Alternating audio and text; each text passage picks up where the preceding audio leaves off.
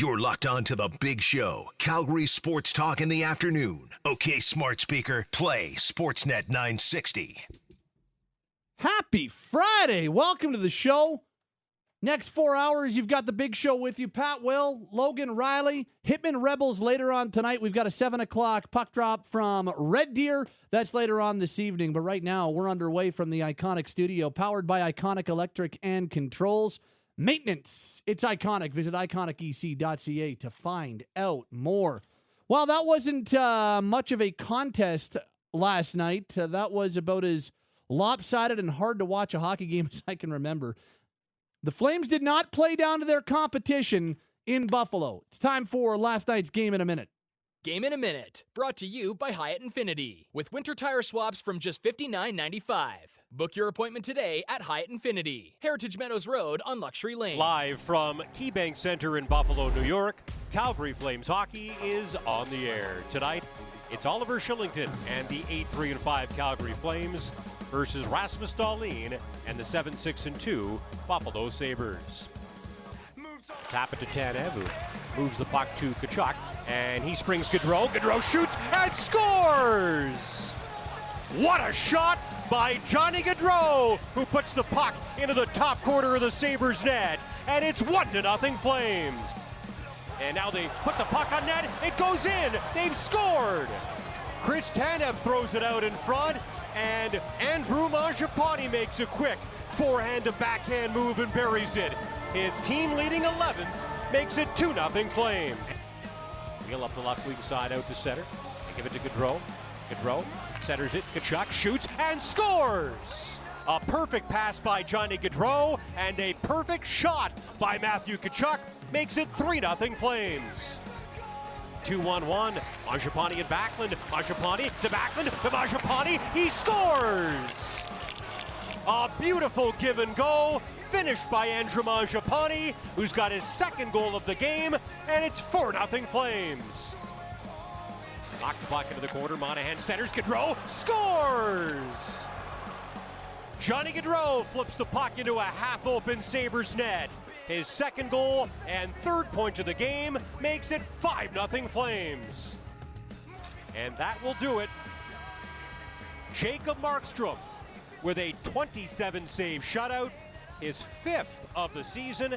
He has 2 more shutouts than any National Hockey League team.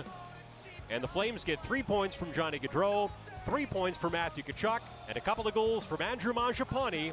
Comes by a final score of 5-0 in Buffalo. Game in a Minute, brought to you by Hyatt Infinity. Drive home an executive-driven demo starting at just $242 bi-weekly. From Calgary's original Infinity destination, Heritage Meadows Road on Luxury Lane. What an absolute pounding that was. Like, the Sabres are hurt. They've got a few injuries. They're not deep to begin with.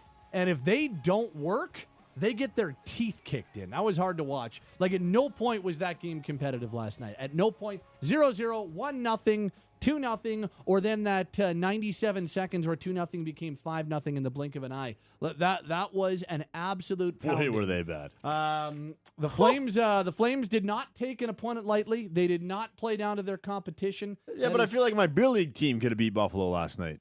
Like, holy man, they were bad, and credit to the Flames for executing and making them look even worse than they were. They were terrible last night. Yeah, they were really bad, and their defensive zone coverage was non-existent.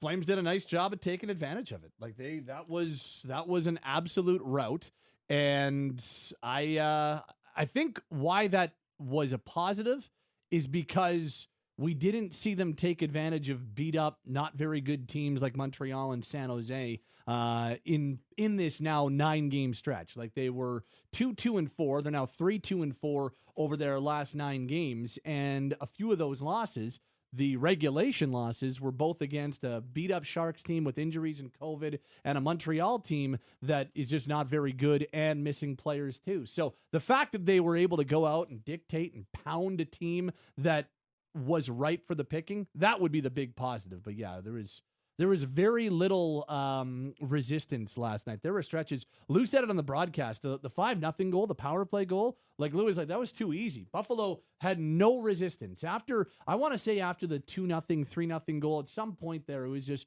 white flag time for Buffalo. They were absolutely garbage last night. Well, yeah, and you mentioned it, the 90 whatever seconds where 97 that became 5-0 in a real hurry. And Greg Millen on the television broadcast was like, wow, this thing is getting out of hand for Buffalo. It was ugly, and yeah, credit to the Flames for taking advantage. And I think everybody in this room could have scored that second goal Johnny did with just a nice backdoor tap in. It's maybe a game the Flames needed to. We've talked a lot about the offensive struggles. It's a game where your confidence is probably getting up a little bit higher than it maybe was before. And credit to them because they took advantage of an opponent that was ripe for the picking, and they deserved every bit of that 5-0 victory. So 10 goals in their 6 losses over their last 9 games, 15 in the 3 wins. It's a little bit of a discrepancy when it's all said and done. Those 3 wins, by the way, they've outscored their opposition 15-0. This text comes in. The only 2 things this team knows how to do is either blow teams out by shutout or lose in OT. It's getting weird. It's true. They either lose games in overtime or they win convincing shutout games like they did again last night. Let's talk Jacob Markstrom. 5 shutouts in 13 starts. He is already halfway to tying Mika Kiprasov's franchise record from the 05-06 season, and he's done it in 13 appearances. I've never seen anything like what we're seeing right now from Jacob Markstrom. I have never seen anything like what we're seeing from the Flames with 6 shutouts in 17 games. In 2005-2006, when Mika Kiprasov set the franchise record for shutouts in a single season, he started 73 games and appeared in 74 games. Markstrom is halfway there in 13, and we are going to now, I believe, be talking about this chase for a franchise record for the rest of the season. Because if you ask the question now, can Markstrom set a new franchise record? Of course he can. He's 5 away from tying it, and he's got like 50-plus starts to go this year. I'm not saying that he's going to get a shutout every win from here on out. Of course he's not. And I've seen goaltenders get a lot of shutouts early and then not get another one the rest of the year. I remember Turek in 01-02. I think he had like 5 in October, November, and then had 1 the rest of the year. Chad Johnson in November 2016 had 3 shutouts, didn't have another one all year. But I would suggest Jacob Markstrom is a better goaltender than both Chad Johnson or Roman Turek. I don't know, Will, whether or not he's going to set a new franchise record, but he sure as hell has got a chance, and he has given himself a lot of runway to try to do. I know he doesn't care about that, but from the outside, there's a lot of runway for Markstrom to do something never done before with this team. For sure there is, and it's funny, I texted you guys this morning. I said, if you were to go to Vegas today, like what are you even betting on? Like what would that over-under be that you're uncomfortable with what he gets? As you say, we can't predict how it goes. It's been a really, really nice start with 5 in 13 games. But we talked about the Vancouver Canucks a couple of days ago. They had a bunch in October and finished the year with 10 as a team. Luongo, I believe, had 9 of those 10. Like, it's not a guarantee he gets double digits, but to your bigger point, I think we are talking about a guy that every once in a while you mention the franchise record. And it wouldn't surprise you if he's a guy that finds himself into the top 3 and does not allow Mika Kiprasov to have all 3 of those spots when it comes to single-season shutout record in Calgary. I think he's probably going to be in that conversation. We don't know if he'll get the 10, but it's been a nice start for him. It's like starting a race with a 30-second lead. Never has a Flames goalie done what Jacob Markstrom has done early in a season. On like the text line, the NHL record is 15 in the modern day. Tony Esposito has the modern day shutout record. 63 games. Modern day, by the way, starts at the original 6 era in the early 40s. So they consider modern day NHL from when the original 6 was formed in the early 1940s, 1942-43, to where we are now. So that is the modern day NHL. And speaking of the modern day NHL, nobody has done what the Flames have done in the modern day NHL with 6 shutouts in their first 17 games. No team. The last team to have 6 shutouts through the first 17 games of a season was in the late 1930s before World War II when Boston did it. It's the last time. Like, what the Flames are doing right now and what Jacob Markstrom is doing right now, we've never seen anything like it in this franchise history. And honestly, we've really never seen anything like it in our lifetimes in any team in the NHL. It's bonkers. And not taking anything away from the goaltending. It's funny because a couple people called in last night on the post-game show. There was like, well, this isn't the goal. Goaltenders haven't been good. It's only what's happening in front of them. Or then somebody was like, no, I only credit Markstrom. The team's still not very good. It's, two things can be true. Like the goaltending can be elite and the team can also be playing some really good hockey in front of them. And I think that both things are true. You don't get to 6 shutouts in 17 games. I can't do it in my head, so I'll do the quick calculation. 6 of 17. You don't get to 35% of your games being shutouts without both things being true. Does not have to always be one thing or the other. No, and I mean it's crazy because they're not gonna finish the year with shutouts in 35% of their games. You don't know that. No, they're not going to. You don't know that. Okay. No, you're right. I mean, they're not. No, I don't know that. You're right.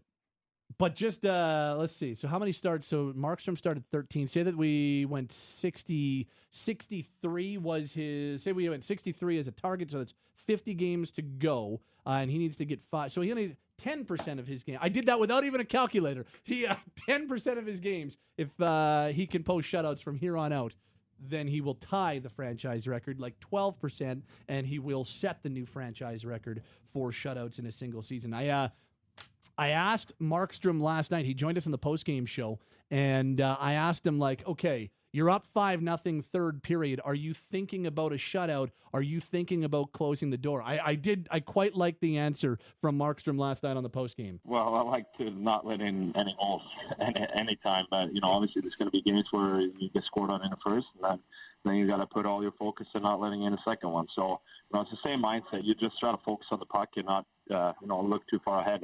But tonight and a bunch of other nights, the guys have really they closed the game out in the second period, and then controlled the third. So I thought we did a great job, 200-foot game, and penalty kill our defense. We broke the puck out really good, and I thought that set us up for good offense.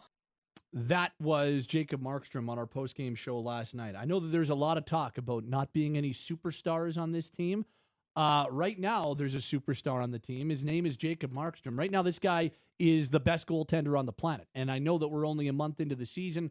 Things change. But who's a better goalie than Jacob Markstrom on planet Earth right now? Nobody. Like you cannot convince me somebody is playing better than Markstrom is right now. A text comes in. Is he a lock for Sweden's number 1? I thought he was a lock for Sweden's number 1 in September. I certainly haven't changed my opinion. Here we are in mid-November or late November. And I would say that I think Jack Campbell's playing better than Jacob Markstrom is right now. But I don't think it's a wide margin. The guy's won 10 of 11. He's got a .944 save percentage right now. It is Jack Campbell. I think he's, I don't think, I guess, to the answer to the question, but I don't think it's with a bullet Jacob Markstrom's playing the best hockey in the world right now. He's up there for sure.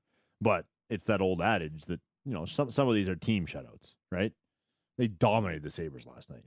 He didn't steal that. He did not need to steal. But I'll also say, I don't know if Jack has stolen a lot of the games. No. I'm not saying he isn't. I'm just saying it's not a for sure bullet point. Markstrom's the best right now. And by the way, the fact that he keeps on upping his save percentage, he's now at .942. He was at .938 last night. Like that's 2 games in a row where he was above .935 and he's raised his save percentage. That's actually hard to wrap your head around.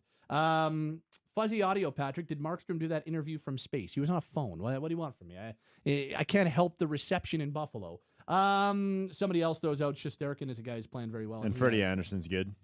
There's been some really good goaltending to start the year. That's what I'm saying. I don't think it's Markstrom with a bullet for me. What else we got at 960? I will say, anytime I hear Roman Turek's name, my childhood, I get very happy thinking about my childhood, thinking back to his amazing Iron Maiden goalie helmets. Hey, Roman Turek was a good Flame. He just wasn't as good as when he first got here. What else we got at 960? Pat, that's what Kevin Adams gets for using Kevin Weeks to put that bogus trade rumor out there. I wish we kicked their teeth in more. Okay, fair enough. They did go in there and kick the teeth in of the Buffalo Sabres. It was a great night for Johnny Gaudreau. It was a great night for Matthew Tkachuk. That line was rolling. The power play got on the board. But there was another line that ran the show of the Sabres last night. It's time for the Big Show Deep Dive. More than just a box score. Serious analysis, in-depth stats. This is the Big Show Deep Dive on Sportsnet 960 The Fan.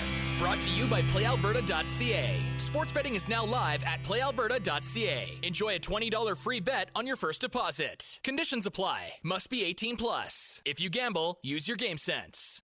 By the way, we're still getting texts, and not like tongue-in-cheek. We're getting plenty of tongue-in-cheek texts about like, yeah, we'll take out Markstrom's shutouts, then how good has he been? But we're still getting like, yeah, we'll take a look at the teams the Flames have beaten and shut out. Like, you can just enjoy what's going on without having to pick apart everything. And yet I'm the pessimist.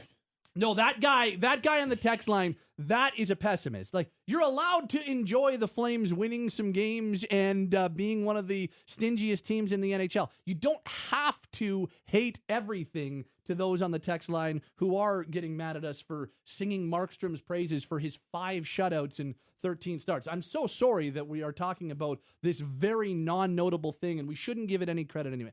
I digress. Coleman, Backlund, Mangiapane last night. Bonkers. Now, I think you do have to take into account the stock, in rodeo, how, like, okay, well, yeah, you're right, but it's also what you're riding. We take into account both. Well, last night, the stock, the Sabres, the opponent, yeah, take that into account because they didn't have an answer for anybody. But that line, dominant. Led the team with 13 minutes and 33 seconds of ice time at 5-on-5. As a line together, they were 81.3% possession. Shot attempts were 26-6 Calgary at 5-on-5 when those three were on the ice. They outshot the opposition 13-5 and outscored them 2-0 at 5-on-5. They were over 67% of expected goals. Scoring chances were 10-2, 6-2 at high danger. Those numbers all courtesy our friends at Natural Stat Trick. The Sabres did not have an answer for them, and part of that is how bad Buffalo was. But I have been waiting for that line to be put together. That line specifically, not just the pairing of Backlund and Coleman, which I was a big fan of, but having those two and Mangiapane on the same line, it's something I've been talking about going back to training camp as something I'm really interested in seeing. Well, on night one of those three being together, did not disappoint. Backlund looked like a completely different player with those two. Mangiapane scores twice. He's got 12 on the year, 11 on the road. And Coleman, I thought, had his best game in quite some time. Tough to break that lineup now, my friend.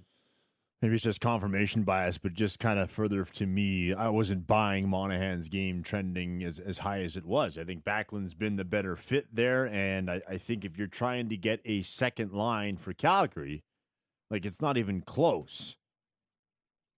Backlund's a better fit on that line than Sean Monahan is, and we talk all the time, Pat, about pairings. I think Backlund and Mangiapane as a pairing is dynamite. They've obviously played together a ton the past 3 years. And you saw that a little bit last night. So one game, and it was against the Buffalo Sabres, who clearly weren't as prepared to play last night, but certainly gives that line something to build off and build onto going into the weekend. And I would expect at this point, Pat, we'll see that combination both Saturday and Sunday in New York and Boston. They were really good, and Calgary needs to find that second line. And if that was a preview, then perhaps they have. They were really good. You're not breaking them up now, and you're going right back to that line tomorrow against the New York Islanders. And there's going to be a little bit more pushback from the Islanders. The Isles don't have a superstar player, but they're a deep group that plays a very, very similar brand of hockey as Calgary does. So, Backlund probably seeing definitely seeing top two line opposition from the Islanders tomorrow. The Isles will have juice because they're opening up their brand new building after their very short 13-game road trip. They're finally at home, but Backlund's going to be seeing a steady dose of either Nelson or Barzal tomorrow night, and so it's going to be a little bit more pushback from the opposition tomorrow.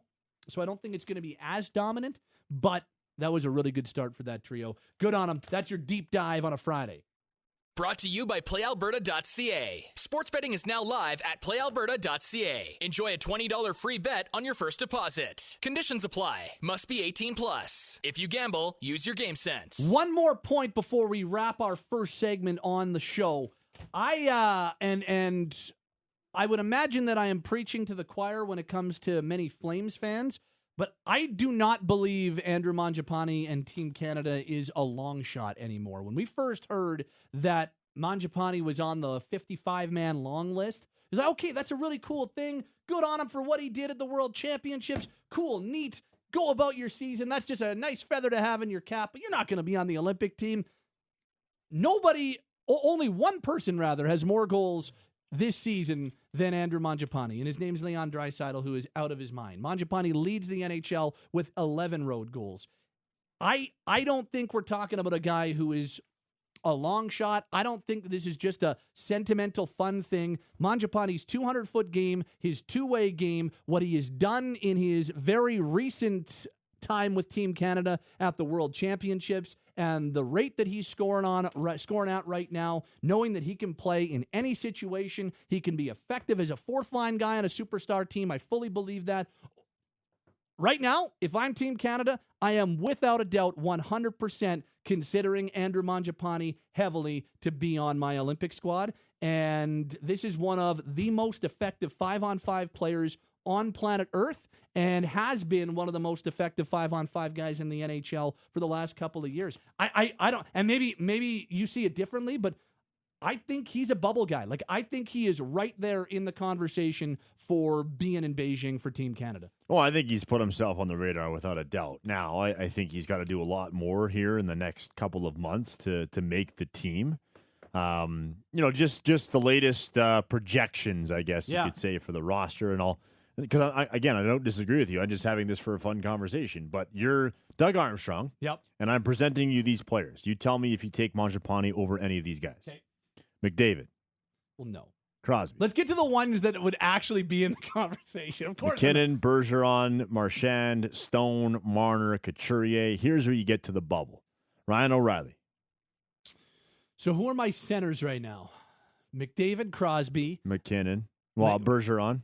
I think Bergeron's played wing mostly. It's usually been Crosby at center with Bergeron and Marchand. Tavares. So Mangiapane's a pure winger. So it has to be either a center that is getting flexed to. So wing. here's your flex wingers then. Okay. Mitch Marner. Yep. Huberdeau. Yep. Hyman. Yep. Taylor Hall. Yep. Barzell, who would play wing on Team Canada. Those are pretty much the guys you're looking at. And O'Reilly might play wing too. And Braden Point might play wing. See, like I think Braden Point's on the team, so yeah, those six names there. Take out I guess you can take the position into your conversation, but I'll give you those 9 names. You tell me who Mangiapane replaces or displaces, I guess. So I'm looking at Mangiapane as a fourth-line winger. I think I would take him in that position over Marner. I would take him. I'm forgetting some of the names, but Zach Hyman. I would probably have him in the same conversation with Hyman and Huberdeau? Probably ahead. I would have Huberdeau further up my lineup, but I think Huberdeau's on the team. He's elite, so Huberdeau's on the team for me. And Stamkos might play wing. See, in a fourth line role, I might lean Mangiapane in a 200-foot shutdown role. And that's I'm not saying Mangiapane's a better player or a more explosive player. It's all about, I think of how Team Canada has built their team before. And, you go back to 98 and it was Keith Primo and Rob Zaminer, or you go back to 2002 and some of the players they had, or the Draper and Maltbys that we've seen before. I'm more thinking of it from that perspective, in that it's not always just the 12 highest scoring forwards in the NHL. That's why I think a Hyman and that's why I think a Mangiapane are in the conversation. And I'll tell you what, they go 14 forwards. Yeah. But I bet you it comes down to one of Hyman or Mangiapane, because they're very, very similar hockey players. They do very, very similar things. And just for the fun conversation, because we know in the past how much say Crosby's had. If Doug Armstrong gets a call from McDavid, says, I want Hyman there, you're probably taking Hyman. I would imagine McDavid has some sway. Now, does Hyman play with McDavid on a line? No, but McDavid say these are the things that Hyman does well. These are the things I think can help our team. I'd take Mange over Hall, by the way. I don't think Hall makes it. I think Hall's a good player. He's having a heck of a run in Buff, but rather in Boston, but did not have a heck of a run. They in wish Buffalo. it was in Buff. But yeah, it would have to be in that scenario. And I don't think he's a shoo-in. I just think that knowing his 5-on-5 game, his 200-foot game, and knowing how Canada goes about their business sometimes, having Couturier, Mangiapane, and somebody else in like a straight-up shutdown role or a fourth-line matchup role, I think that you could win a lot of matchups like that. It's going to be fascinating to see how this conversation progresses going forward. Alongside Will, I'm Pat. Just 2 games tonight on the ice. Full slate of football this weekend. Let's try to win you some money. Our weekly betting block. Can you really put money on the Canucks tonight? No, really? The Canucks? It's next on The Big Show. Sportsnet 960 The Fan. The Big Show is live and streaming at sportsnet.ca/960. Sportsnet 960 The Fan, Calgary. Just 2 games on the NHL ice this evening, but nonetheless, we'll see if we can't win you a little money, get you some expert advice. It's time for our weekly betting block. We usually do it on Thursday, but this week on a Friday with Andy McNeil, our NHL handicapping expert from VSiN Sports, who joins us on the Atlas Pizza and Sports Bar guest hotline right now. Andy, just 2 games tonight. It's a pretty tame night for your market report, hey?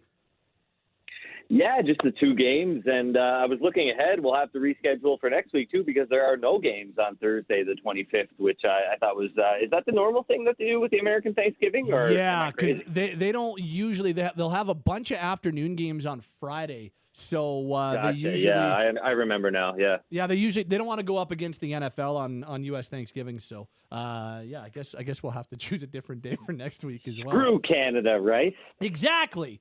Okay. They don't care about us. Well, I don't really, they're 10 times the population. I understand. Let's get you're ready to go one bet. We've got 2 games tonight: Winnipeg, Vancouver, Colorado, Seattle. You are ready to go Winnipeg -110 on the money line on the road against the Canucks, right? Yeah. Now keep in mind the market report came, and now I should mention one thing I kind of touched on today is that I don't really grade my daily betting based on wins and losses as much as I'm looking at, where the line closes relative to where I bet it at. Yesterday I made a couple of good bets. I bet the San Jose Sharks around +140. It closed at +125. And I bet the Minnesota Wild at -125, and that closed around -140.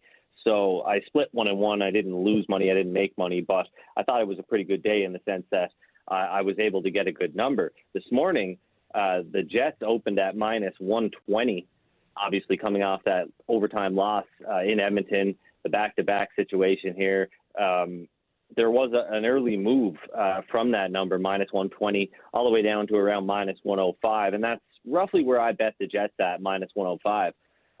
Since then, there's been a little bit of a shift towards Vancouver, so maybe I didn't do a very good job today at kind of reading the market. And maybe there are some other sharp bettors out there that think a little less than Eric Comrie and maybe a little more of Thatcher Demko than I do. But I really like this Jets team. I know it's a bad spot with the rest, but they've played good in front of, or they played well in front of Eric Comrie so far this season, and he's done well. Don't know a lot about this goaltender, obviously, but we are starting to get a really big picture of Thatcher Demko, and it's hard to be too hard on him with the mess that's going on in Vancouver. But, I mean, outside of last season, he's kind of been below average throughout his entire career now. So what type of goaltender is he, right? We only, goalies are voodoo, and I have a little bit of a hard time, kind of projecting them on a game-to-game basis, obviously, like everybody else. But, outside of that playoff run, where he took over for Markstrom and kind of won that job. And last season, he's been subpar. So, I mean, I'm not really high on this kid right now. And I like Winnipeg at, +100 all the way up to -110.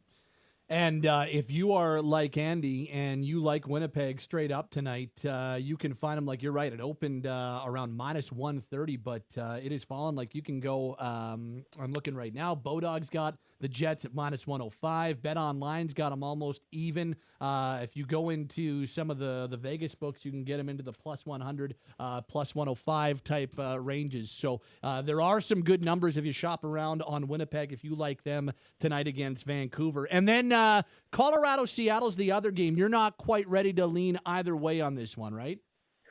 Yeah, I'm feeling a little bit more comfortable now. I haven't taken a position yet here, but with the Avalanche down around minus 140, even a little bit better than that at some shops now, I'm starting to lean that way. I mean, this Colorado team doesn't have Nathan McKinnon, and they're missing a few other bodies as well, but none more important than McKinnon, obviously, but they're still stacked. I do think that Seattle is a candidate to, sort of turn things around, and maybe they do with Chris Drieger in goal tonight. We haven't seen much of him, but he was good over the last couple of seasons in Florida. So that does scare me away a little bit. Maybe I won't end up taking the Avalanche here, but I do think this one should be priced closer to minus 150. Okay. Seattle, I just, they're starting to. It seems like they're starting to slip. In this sport, it's really hard to trust the process when you're not getting the results. Believe me, I know as a sports bettor. That's something that I struggle with. If the results aren't going my way, it's hard to trust the process, even if you think you're on the right track. Seattle, they were great defensively, and I've seen that starting to slip over the last couple of weeks. And I'm a little bit worried that they could have their hands full tonight. They've got a really tough schedule coming up here. They've got dates with Washington on Sunday, I believe, and Tampa Bay and Carolina and Florida upcoming. So things could get worse before they get better in Seattle, I think. Andy McNeil is with us, the digital gambler from VSiN Sports. We talk NHL betting with him once a week. You can check him out online and on Twitter at Digital Gambler for his market report, all that type of stuff to get you set each night for the night on ice and handicapping. Any player props you're eyeing tonight? Anything that you might be honing in on as we move towards the games? Yeah, I mean, since I'm on the Jets, I am considering betting against some of these Vancouver Canucks forwards, right? I mean, a guy like Elias Pettersson, he's been struggling this season, and I know a lot of people would look at him and say, "Oh, he's due," but is he? Are the right signs there? Are we seeing the right signs to think that he's on the right track? He's pointless in 4 straight, I believe. He's got 9 points in 17 games. And you can bet him not to get a point at plus 105 and plus 110 right now. So I'm considering a couple bets like that, maybe a bet against a guy like Jordan Eberle at minus 115, not to score a point in the game against Colorado. Darcy Kemper is confirmed to start in goal here for the Avalanche. They haven't been great defensively this season, but this is a really good team on the back end, and Seattle is scoring goals at below an average rate. So I look at this game and I see the Kraken and the Canucks kind of being held around 2 goals on average. And, I might look to attack some of these players, not factoring in on some of that scoring. But a guy like JT Miller, who's been on fire this season, his price is up around plus 130 at some books, not to score a point. So it's a little bit of a sweat. It's a little scary, but those are the types of bets I'm considering here now that the goaltender all the goaltenders are confirmed. Right. And just quickly before we let you go, Calgary and the New York Islanders tomorrow. Anything that catches your eye? I know that we're more than 24 hours out. Yeah, well, the Islanders, it looks like the Islanders are a small favorite. It looks like minus 110, plus 100 coming back on the Flames right now. But there's Anders Lee is in COVID protocol. Not sure what his status is. He's an important player. Obviously, they just lost Ryan Pulock, which is couldn't have come at a worse time. They've had a terrible start during that 13-game road trip, and here they are opening up a new building, and they're without arguably their best defenseman. It's tough. I probably would if I think they've got 3 days off. If Lee is back in the lineup, that changes things a little bit, but. You've got to think the market is kind of looking at the Islanders and thinking, okay, they've got to get a win here. They've got to come out and show their home crowd something, and maybe they will. But that's where I'll probably look to see that Calgary price maybe climb up tomorrow. Maybe it doesn't, but if it does get up to that plus 110 range, I'll back the Flames to be the party poopers at Belmont Park. Great stuff, Andy. Really appreciate it. We will talk to you again next week. Thank you, man. For sure. Take care, guys. Good luck. Andy McNeil, the Digital Gambler, VSiN Sports. You can check him out on Twitter at Digital Gambler for all of your NHL handicapping news each and every night for the night on ice. We go from Andy betting hockey to Jordan Tamayama, our handicapping expert, football and basketball. Hello, JT. Hey, how's it going? Good. Tell us. Let's start in the NFL Sunday. Let's get right into it. You're going Philadelphia -2 as they're hosting New Orleans. Yeah, they had a pretty dominant performance against the Broncos. Jalen Hurts finally started to look like not a franchise quarterback, but a quarterback who can get you wins. The Eagles are 2-1 against the spread in their last 3 games. I just have no trust in Trevor Siemian, and even if they go. I just don't have any trust in him passing the ball, even against an Eagles defense. And if you do want a prop for that game, I'd go Devontae Smith. He's plus 200 anytime. So if you bet $20 on him to score, you win $40. He has 3 touchdowns in his last 2 games as well.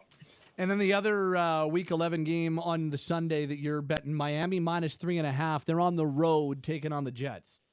Yeah, Joe Flacco is actually starting in an NFL game this weekend. He is not elite anymore. The Jets are a brutal team, too. They're 2-7 against the spread. The Dolphins, they're coming off a big win against the Ravens. And if you are looking for a prop, a special teams or defensive TD is at plus 215. The Dolphins had one against the Ravens, and I think they'll be ball hawking the whole time against Joe Flacco. Wait, you're telling me Flacco's not elite anymore? No, not elite. So I shouldn't be buying my Jets jersey, is what you're saying? No, please don't. I do like that defensive touchdown prop. You can get that at plus 215. So if you're interested in that game, you can do that as well. So the NFL bets from JT: Philly -2, Miami -3.5. Let's get to the NBA today on the hard court. Raptors are plus 3.5. They're playing a late game in Sacramento. Yeah, this may be a little bit of a homer pick, but if you're giving me Raptors, never against the lowly Kings, then I think you have to. The Kings, they've lost 5 of their last 6 games, and the Raptors, they have won 5 last games against the Kings. I think Pascal Siakam needs a bounce-back game. William Liu from Sportsnet posted like a 2-minute clip of like all the places where Pascal did not play well last night, so I think he needs a big bounce-back game. So 3.5, I'm going to take that all day. And then 2 more NBA picks for you on the hard court this evening. You've got Chicago plus 1.5 and Charlotte on the money line. Yeah, the Bulls, they've been one of the best teams in the league with their off-season additions of Lonzo Ball, Alex Caruso, and even DeMar DeRozan. Jokic for the Nuggets, he's a game-time decision. So if you want to take a risk and get this right now, I think that would be really good because if he's ruled out, the Bulls will probably end up being like a 3 to 4 point favorite. And the Bulls, they're 10-5 against the spread, and they're top 10 in points allowed and scored this season. And then for the Hornets, they've been kind of a surprise team this year with LaMelo Ball kind of taking the reins. They've won 4 games in a row, and they beat the Warriors, Knicks, Grizzlies, and Wizards, all teams that are currently in the playoffs or should be in the playoffs. And they're number 2 in the NBA in scoring at 112.3 points per game. All right, so on the hard court, Jordan's got Toronto plus 3.5, Chicago plus 1.5, and then Charlotte on the money line. A couple of NFL picks for you as well. Good stuff. We'll do it again next week. Thanks, JT. Awesome. Thank you. Jordan Tamayama, Andy McNeil, our handicapping experts, NHL, NBA, NFL, all brought to you on the Atlas Pizza and Sports Bar Guest Hotline. Come on in and enjoy hockey and football game day specials. Health protocols in place. Pickup, delivery, also available. Atlas Pizza and Sports Bar at 6060 Memorial Drive Northeast. It's the big show on Sportsnet 960 The Fan. Let's go back in time and celebrate the amazing history of the Calgary Flames. Today in Flames history starts now. Today in Flames history, brought to you by Wild Rose Brewery. Wild Rose Brewery offers an all-Albertan premium craft beer for everyone. You might be a player, but you're always a fan, and to that, we cheers. Enjoy Wild Rose at home or at their tap room in Southwest Calgary. Happy November 19th. Let's go back 34 years ago today as Joe Nieuwendyk did something at that point no other Flames rookie had done. In a 9-1 win over the Quebec Nordique, Joe Nieuwendyk became the first rookie in franchise history to score 4 goals in 1 game. Nieuwendyk would have another 4-goal game a month later. He'd do it 4 times overall in his Hall of Fame career. But as a rookie, he scored 4 goals twice en route to a 50-plus goal season. The only other Calgary rookies to score 4 goals in a game since were Sam Bennett, January 2016, and Mark Jankowski in April of 2018. So on this date, 34 years ago, first ever rookie to score 4 goals in a game for the Flames. His name was Joe Nieuwendyk. 11 years ago today, another blowout win for the Flames at home to the Chicago Blackhawks. Puck is dropped off. The Blackhawks try to get in the zone again. Intercepts. He winds up with a shot. He scores! Jerome McGinley is third of the night, and the Flames lead 6-1. They'd go on to beat the Blackhawks 7-2, and Jerome McGinley recorded his 11th and second last career hat trick as part of the win. He'd record one more hat trick in April of that season, which would be the final one of his career. So the 2010-2011 season, the last time Jerome McGinley would record an NHL hat trick. He did do it 12 times in his NHL career. Fitting that it's 12. I remember, it's true, I didn't even think about that. I remember that game because the Blackhawks were defending Stanley Cup champions, but had lost so many players, and they came into Calgary, and they got pummeled. Marty Turco was the goalie at the time, if I remember correctly. Get a life! You get a life, Mar! Get a life! What a clip.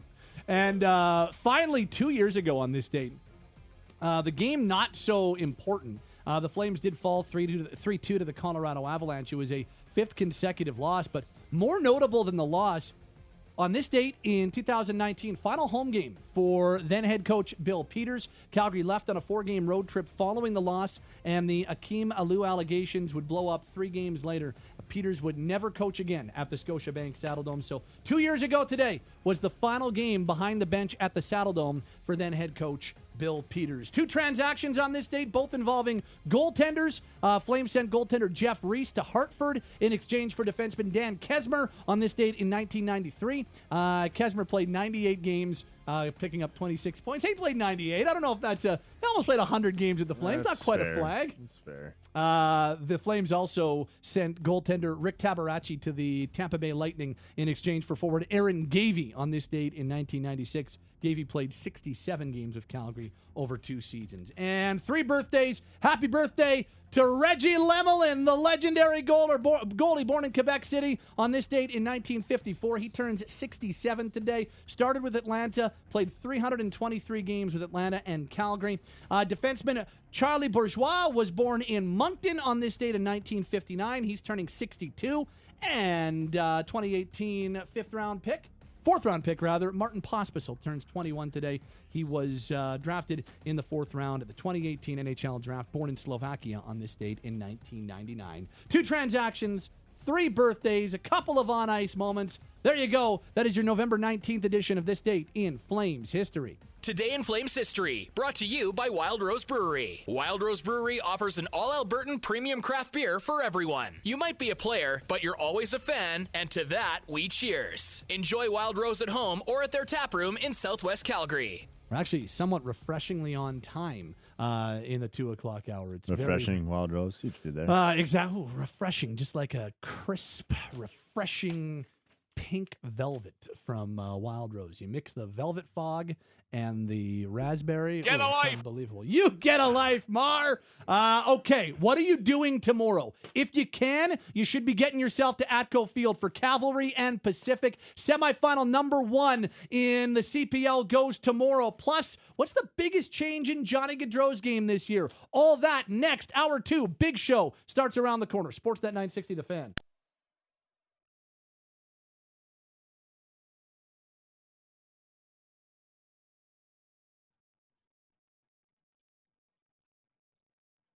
Streaming now through the Sportsnet mobile app. This is The Big Show. Sportsnet 960 The Fan, Calgary. Welcome back to the program. Hour 2 is underway. Tomorrow, Atco Field at Spruce Meadows, 1 p.m., CPL semifinal, Cavalry and Pacific. The winner advances to the CPL final, taking on either Forge or York United. Let's go. Get yourself to Atco Field. Proof of vaccination or negative test is required. It's going to be a great atmosphere. The foot soldiers are going to dial it up tomorrow. playoff game number 1 for Cavalry FC. We'll tell you a little bit more about tickets, but the website, cavalryfc.canpl.ca. Once again, cavalryfc.canpl.ca. I'm looking forward to it as Cavalry looks to get back to the CPL final and see if they can take it one step further tomorrow at 1 o'clock. Let's say hello to Cavalry goalkeeper Marco Carducci. He joined us on the program right now. Marco, how you feeling? I'm feeling good, Pat. Thanks for having me on. Looking forward to the finals, semifinals tomorrow, and getting back out at Echo Field and playing some friends. Marco, we're just we're gonna drop you and come back because I think he said he was excited, and I think he said that he's looking for the semifinals. The rest sounded like a robot, so we're gonna get Marco back.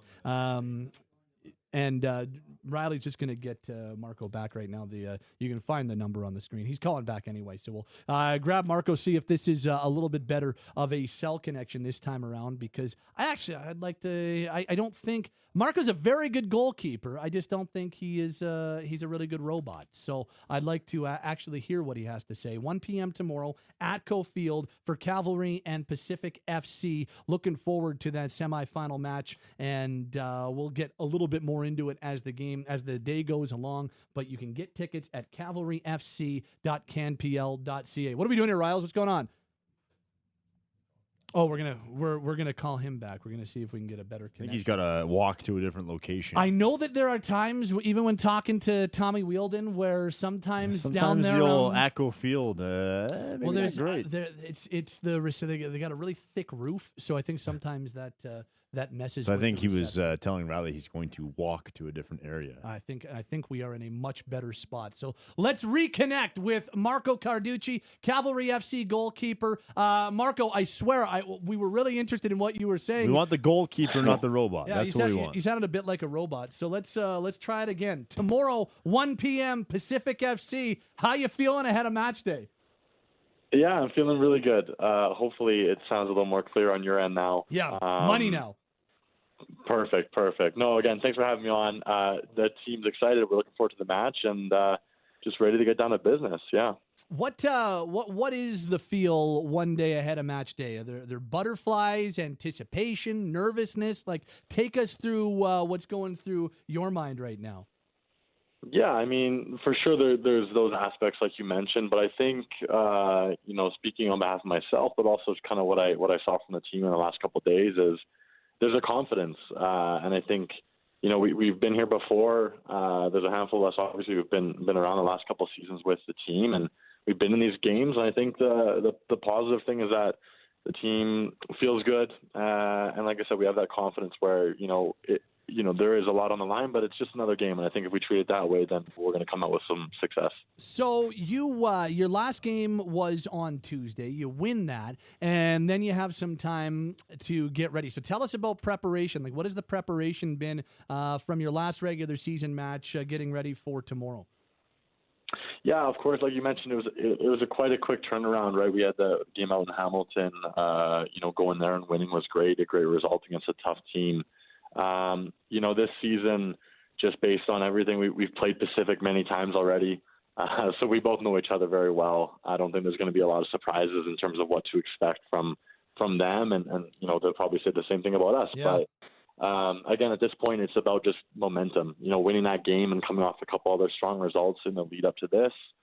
The semifinal is something we're going to take into it. And, it's just about kind of sharpening up, refining those little pieces. Like I said, there's not going to be a whole lot new to expect from them and not a whole lot new to expect from us. It's going to be about, taking care of business when it comes down to it. So I think, again, just taking that win and riding that momentum will be key for us. Marco, how big was it? You mentioned playing a tough opponent in their building. You went to their home field. Forge has been one of the best teams in the CPL this year as well. How important was it to wrap up the regular season with a really impressive victory over them? I think it was massive. Of course, people would look at the fact that the standings had already been set. There was no way that the standings would change in terms of the regular season, how it finished. But something we talk about all the time is that winning is a habit. And, winning games and building off that momentum is huge. And, the reality is Forge have their semifinal on Sunday. And, there's a chance that if we take care of business, we might see them again in the final. Mm-hmm. Of course, we have to make sure we do our job first before we think about that. But every little bit counts, right? It's that mental side of the game. Like I mentioned before, the momentum. You want to continue to win. So taking that win, taking those 3 points, it's confidence boosting, and we'll just try to keep on doing that thing, which is getting wins and moving on. We're in conversation with Cavalry goalkeeper Marco Carducci here on the Big Show this afternoon. Just overall, Marco, 1 defeat in your final 9 matches of the regular season. 5 of those were victories. How do you feel the squad is playing overall heading into the playoffs?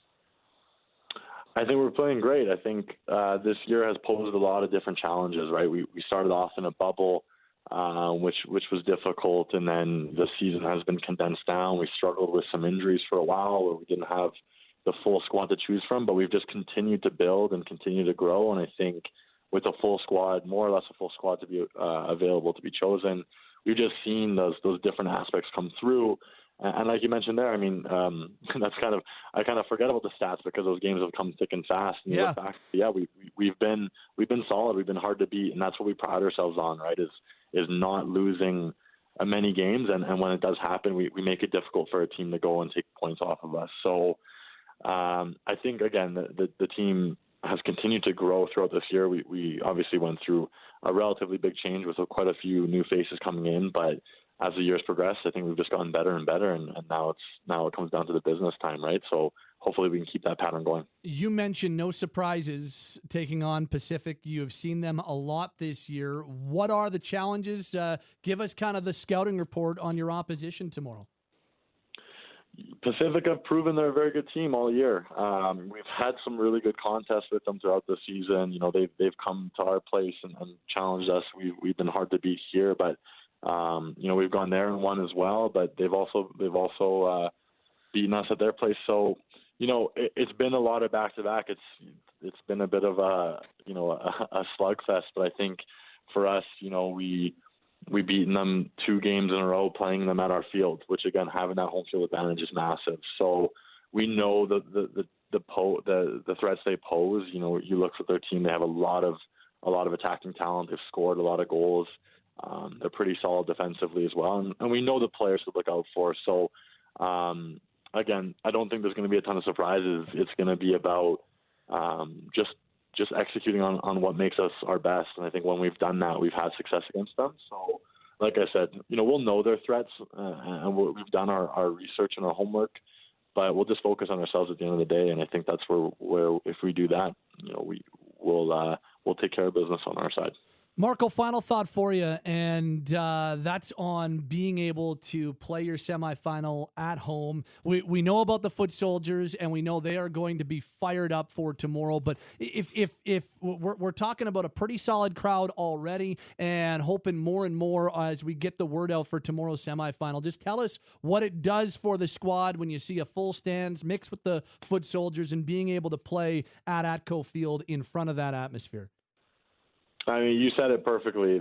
Having the support, our supporters group and the Foot Soldiers and every single person who gets into that stadium, it's massive for us. We knew getting that home field advantage for at least one playoff game was going to be huge. We want Atco Field to be a fortress for us, and I think if you look back, it really has been. We've had a lot of success playing at home, and just having those fans cheering behind us, giving us that extra push when we need it, making it difficult for another team to come here.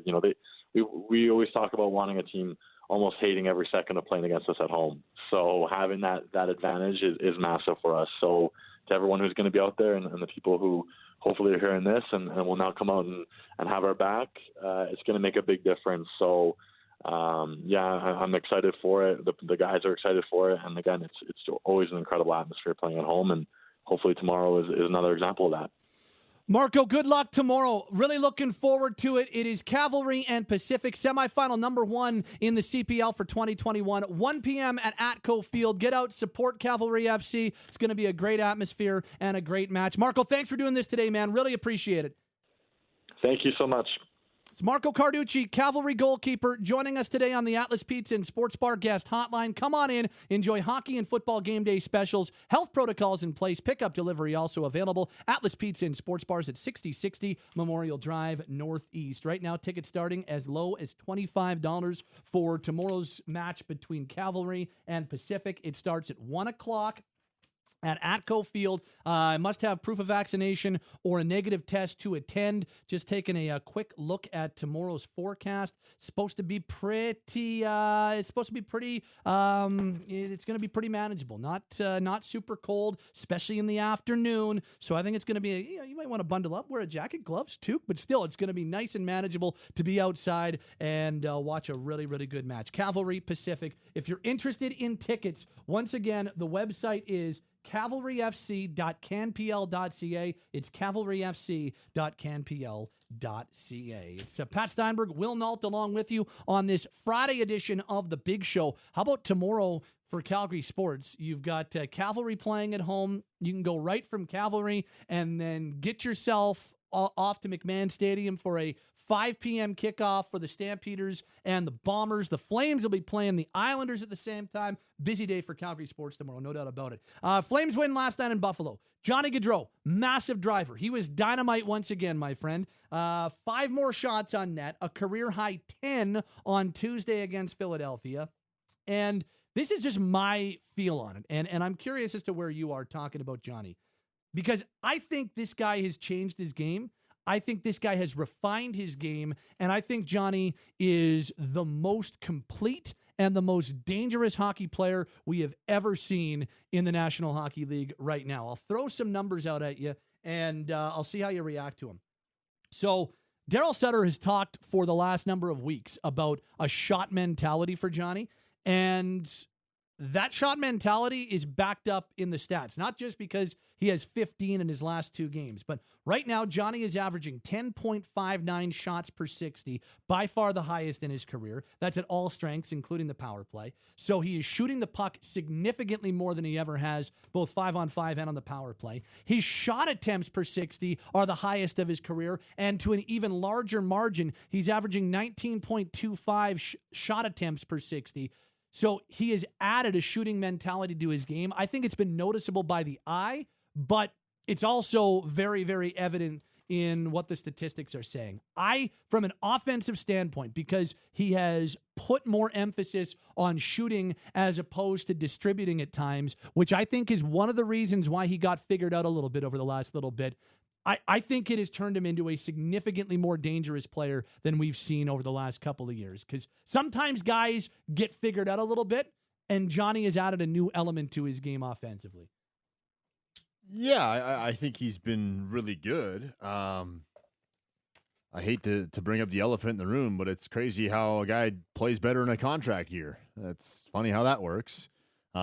He's certainly been dynamite, and I think there's been a lot of nights this year where you walk away talking about his impact in games. Now, there was that soft part of the schedule. We talked about that before going into Philadelphia.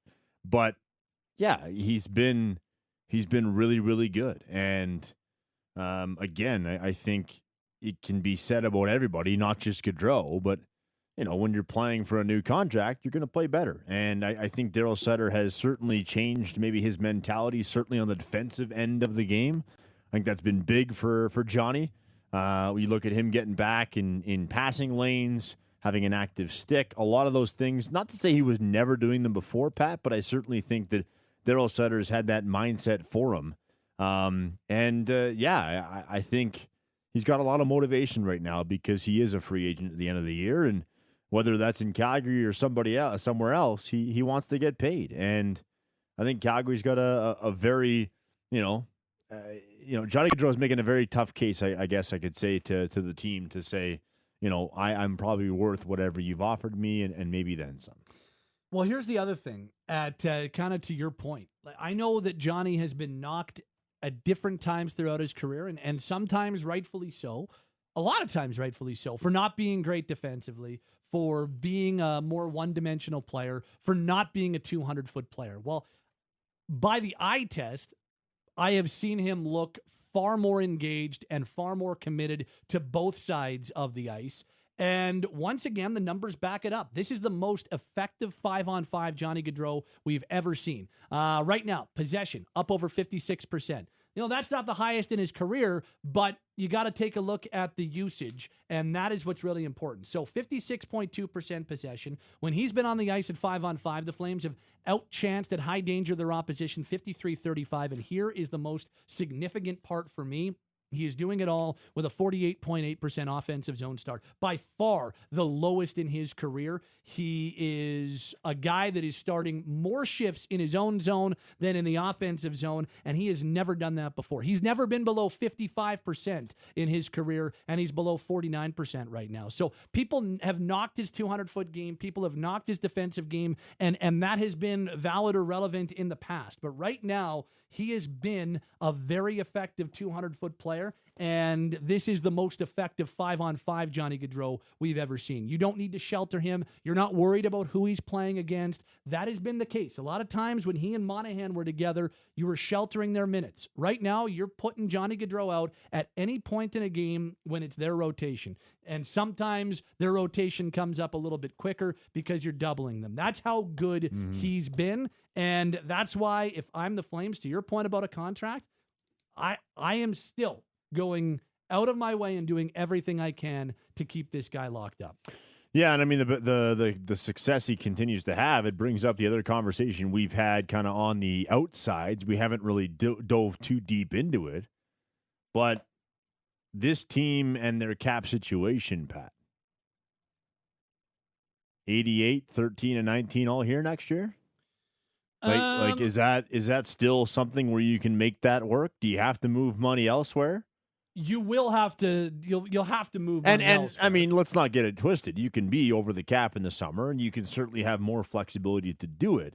But the more success Johnny continues to have, I think that becomes a very tough conversation. And I don't know what Tkachuk's next contract looks like. Hell, I don't know what Mangiapane's next contract looks like. But you're looking at probably a minimum of $21 million combined for the three of them. I'm doing it off the top of my head. I'm adding $7 million to my cap to sign all three of them, and I may be off on these. Or you might be listening and think, you're crazy. It's either too much or too little. But I'm adding 1.5 to Matthew Tkachuk and putting him at 8.5. I'm adding 2 to Johnny and putting him at 8.75, and I'm adding 3.5 to Andrew Mangiapane to get him up just under 6 million. So I said minimum 21. So right now they're 16.175 combined. So you're going to 23.175 combined. And maybe you can get that lower. I don't know. But I don't think 8.5 on a long-term deal for Tkachuk is unreasonable. I think it's fair. I know that he's got a $9 million qualifying offer, but I think 8.5 is a fair number for Matthew. I think 8.75 is a fair number for Johnny. I don't know if that would appease the clients. I don't know if the agents would be okay with that, but I'm just saying I think it's fair. And just under 6 for Mange, yeah, I think that's probably going right, knowing what he's done this season. Knowing you have a pair of second-round picks next year, like we're obviously getting way ahead here, and this is a conversation for later. Are you giving up assets to get rid of Monahan's 6.375 next year? I'm thinking about it. Yep. And somebody brought up earlier, and we'll see. I mean, Monahan struggled last night, and Backlund looked significantly more effective on that line with Coleman and Mangiapane. You're not kidding yourself. You're not crazy. Like Monahan's never getting back to what he was. Never. I don't think it is. And somebody texted this in a little earlier. I don't think it is the ideal route, but I don't think it's out of the question to talk buyout either. Well, and that's why I say. He'll be in the final year of a deal. Would you want to do a 2-year buyout, or are you giving up assets to get rid of the contract? I would prefer the latter, giving up the assets, because that obviously gives you more flexibility on your cap. I just don't know how easy that would be. You never know. And if you could, then yes, that absolutely is the way that I would go. But if that is not something that is truly tenable for the team, and I don't think it is crazy to think about buying out a guy in the final year of a 6.375. Especially with 1 year. I mean, last summer, it's not a conversation. You've got 2 years left. You're not doing a 4-year buyout. The only thing I guess I would say for pushback or to play devil's advocate, Pat, is can you sell another, even though it's only a 1 year, can you sell another buyout to this ownership group? Probably not. It might be tough. It would be, you would save $4 million next year, and you'd have what, $3 million flat the next year? $2 million dead cap the following year. So you'd save $4 million this year. Yeah, and again, not only the selling it to ownership part, which I think would be difficult to do, you'd want to have as much flexibility to add and to replace for Sean Monahan, right? Because even though he's not the player he once was, you would like to ideally use some of that money to get somebody in that can help you. So, by the way, here's the latest on Johnny Gaudreau contract negotiations with Elliot Friedman. Back on the. Is there going to be much in this clip? There's not a lot. It's more kind of a situation thing. Here's Elliot on the Jeff Merrick Show earlier today here on Sportsnet 960 The Fan. With Gaudreau, I understand it's been pretty quiet. You know, they made it very clear that they were not going to take it public once the training camp started, and they've been very careful on that. I just think that right now, if you're the Flames, winning takes care of itself, right? Mm-hmm. Winning is the best thing that sells you on to other people. And, you know, I just think that all of these are decisions that could end up being made later in the year, depending on how the Flames are doing. If I was Calgary right now, I wouldn't be spending too much energy saying, I want this on the front burner. Because I think when you're winning and things are going as well as they are, that's your best sales job to get things done. But I know, especially in Gaudreau's case, everybody there is working hard to make sure no info gets out. And there has not been a lot of info that has gotten out. Let me just throw a number at you right now. I don't know if this would be okay for Johnny. I know one of the things that you said throughout the entire conversation, Will, is that from Johnny's perspective, he probably needs to be proven that winning is going to happen here. And it's been a good start. It's been a great first month, and I would imagine that he's feeling pretty good about things right now. But if he would be okay taking this, would you go $60 million over 7 years? 7 years, $60 million, which is about an 8.57. It would be a less than $2 million raise for Johnny Gaudreau. Yeah, you probably would. But to Elliot's point, and this has kind of been mine the entire time too, I think Gaudreau's had a great year. I think your team's off to a good start. I mean, it's been 17 games, right? So I think you would certainly entertain that. But if you're Johnny's camp, you're probably waiting until the end of the year too, just to see if you can get that extra $500,000 or $250,000 or whatever, right? So I think if Gaudreau's camp said yes to that deal, then you would sign it for sure.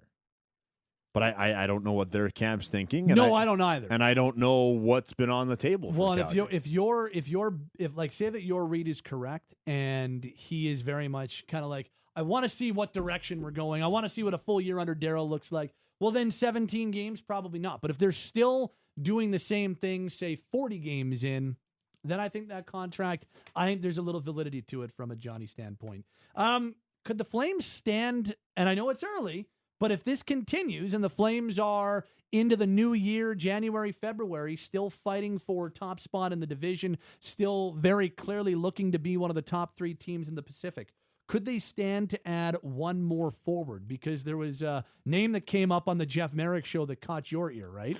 Well, but again, it's unless you're trading money away, Pat, and the name, by the way, is Tyler Toffoli. Unless you're trading money away, it makes no sense for Calgary. Because you're adding more money with guys you've got to sign, with a Monahan that you're not sure what's going to happen next year.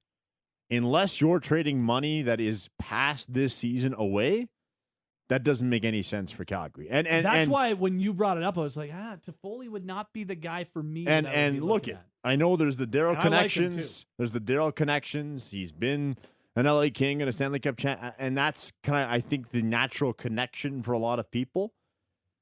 And it's not like it's a 5-year commitment, but it's 2 more years for Toffoli at over $4 million.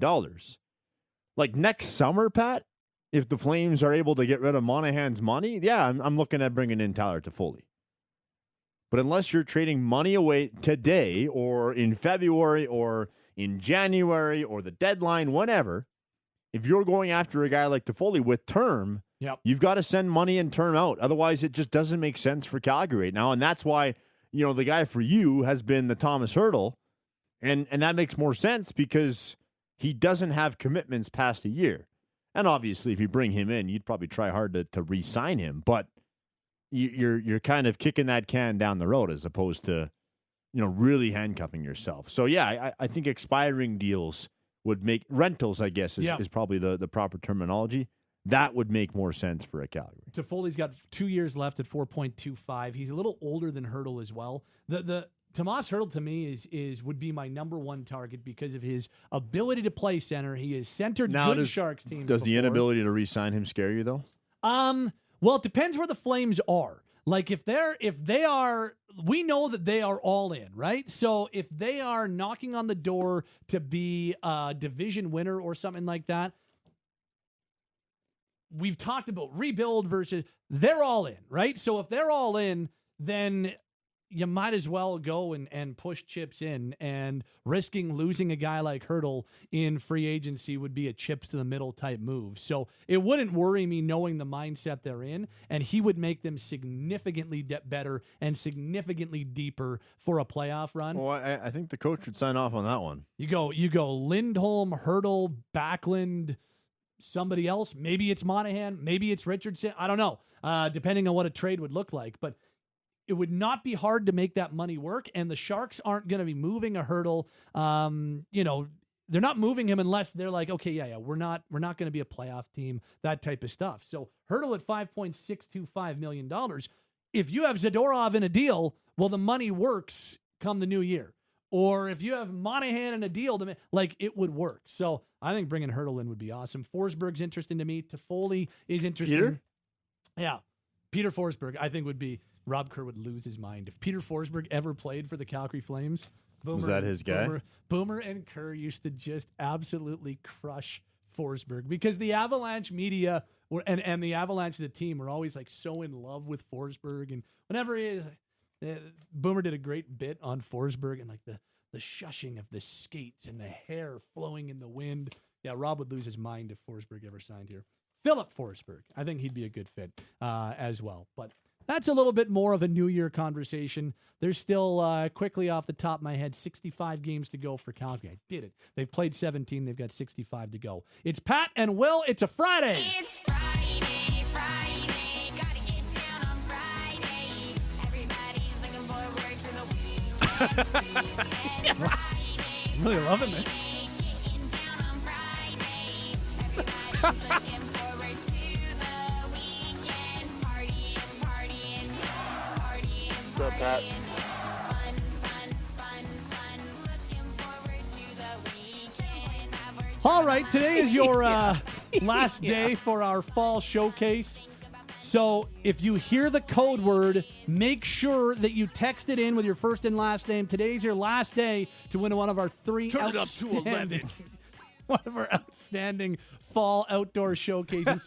All the details at sportsnet.ca/960. Now I'm gonna start laughing, and we're not gonna know which one's on tape and which one is for real. Logan's next. We've got headlines around the corner. Sportsnet 960, The Fan.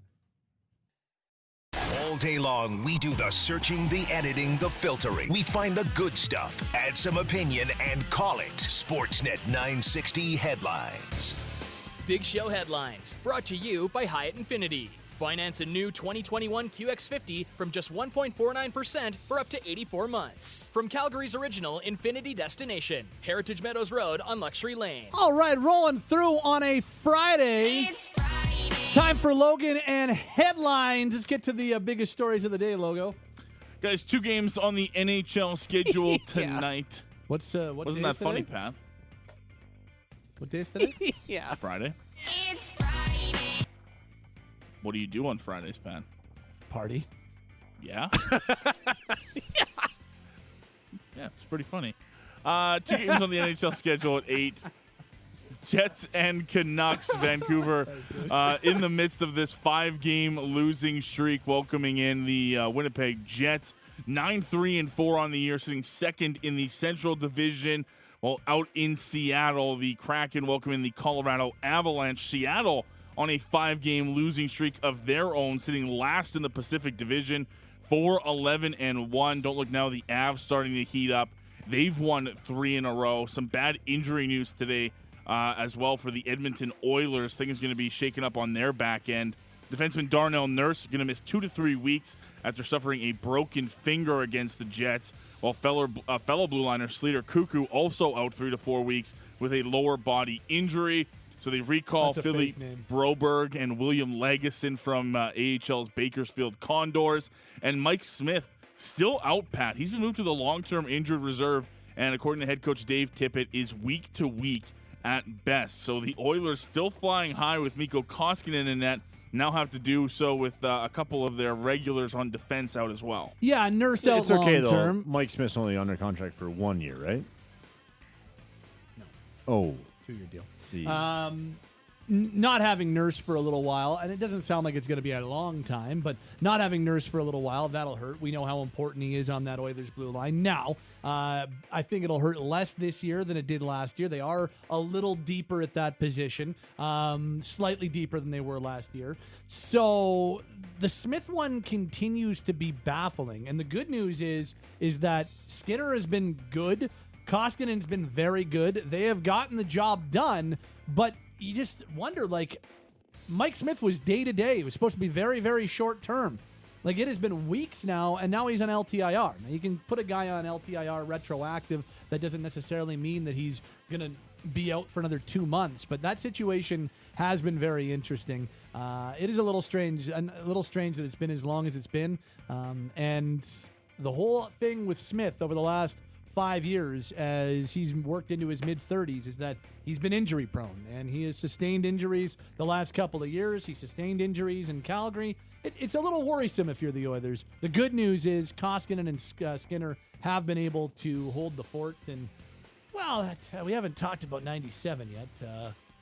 Back-to-back home games at Rogers Place where he's tied the game in the third period with a goal of the year candidate that looked even Phil Esposito from thousands of kilometers away.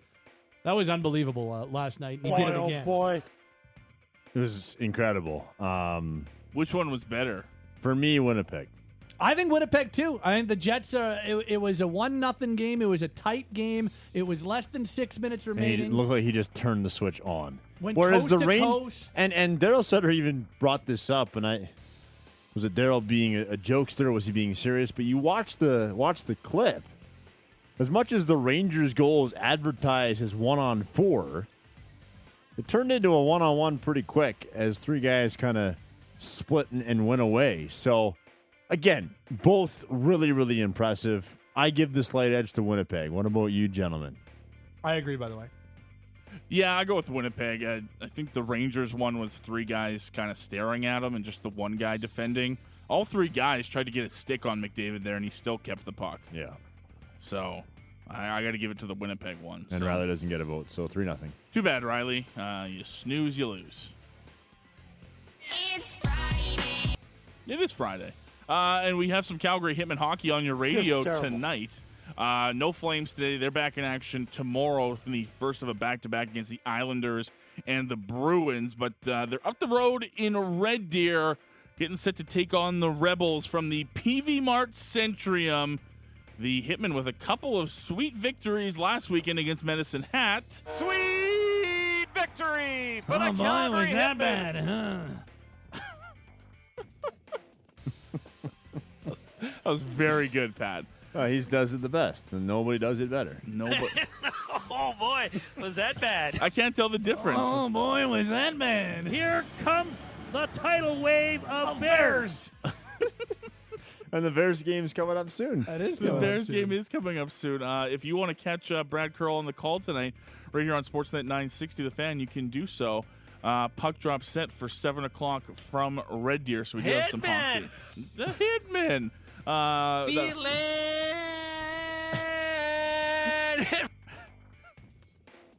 Back in action. Oh boy, was that bad? Sunday afternoon up the road in Edmonton as they get set to take on the Oil Kings. So good. Cavalry FC also in action this weekend, guys. Big game tomorrow afternoon from Atco Field. Cavalry getting set to take on Pacific. Things were pretty good for Cavalry. They've won their last two against Pacific. You go back to October 21st, 2-1 victories, a 2-1 victory at Atco Field. Yeah, two of them. And then Sunday, November 7th, pretty recently, a 1-0 decision for Cavalry. They'll look to do so again tomorrow. Marco Carducci, the goalkeeper, caught up with you a little bit earlier there, Pat, and says, look, group's feeling confident in the way that they've played against Pacific, and they're going to bring that to the field tomorrow. Speaking on behalf of myself, but also kind of what I saw from the team in the last couple of days is there's a confidence, and I think we've been here before. There's a handful of us, obviously, who've been around the last couple of seasons with the team, and we've been in these games. And I think the positive thing is that the team feels good, and like I said, we have that confidence where there is a lot on the line, but it's just another game. And I think if we treat it that way, then we're going to come out with some success. And they should be feeling good, Pat, coming off that victory against Forge on Tuesday.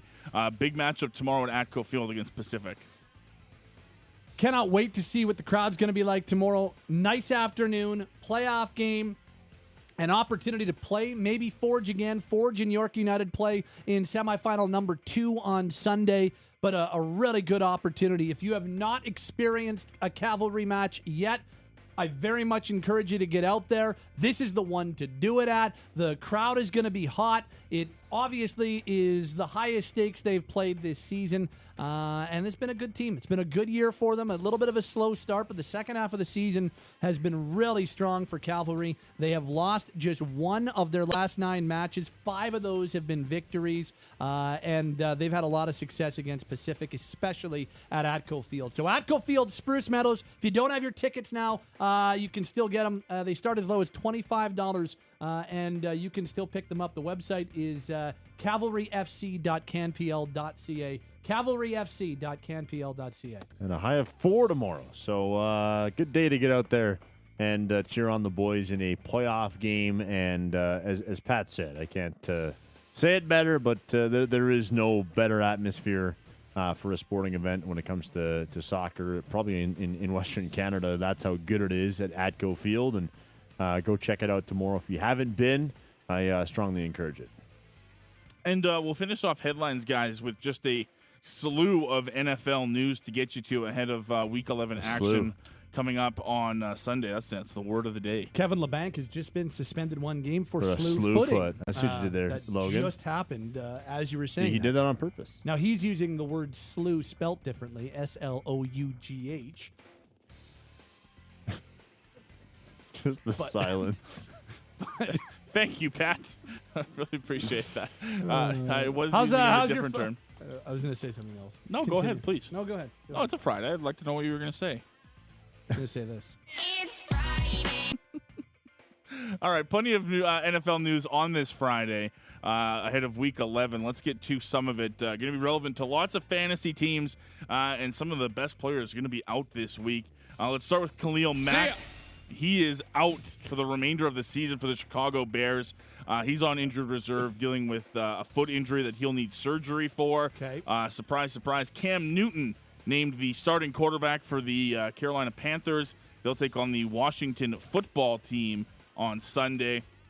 A couple of extensions to mention. Dallas Goedert gets a 4-year, $57 million extension with the Philadelphia Eagles, while Tim Patrick, recently cut from fantasy football squad Figure Cooking with Bill, gets a 3-year, $34.5 million extension from the Denver Broncos. So a couple guys getting paid today. More injury news. Chris Carson, he's out for the year for the Seahawks as he has to undergo season-ending neck surgery. Amari Cooper on the COVID list for the Cowboys. That means he's going to miss the next 2 games. He's unvaccinated, so he's going to have to quarantine. Okay. So he, I didn't know he was unvaccinated, so he's now out for 2 weeks. Yes. So missing the Thanksgiving game. Yeah, so it was the short week for the Cowboys. He has to quarantine for 10 days for being unvaccinated, which means with the early start next week, they won't be able to have him for the Thanksgiving game. Okay. So he's going to miss the next 2 weeks for the Cowboys. So that's a big loss for them. Second straight week with no Alvin Kamara for the Saints. He's out with a knee injury against the Eagles. TJ Watt, Joe Hayden out versus the Chargers. And DeAndre Hopkins, third straight game that he'll miss.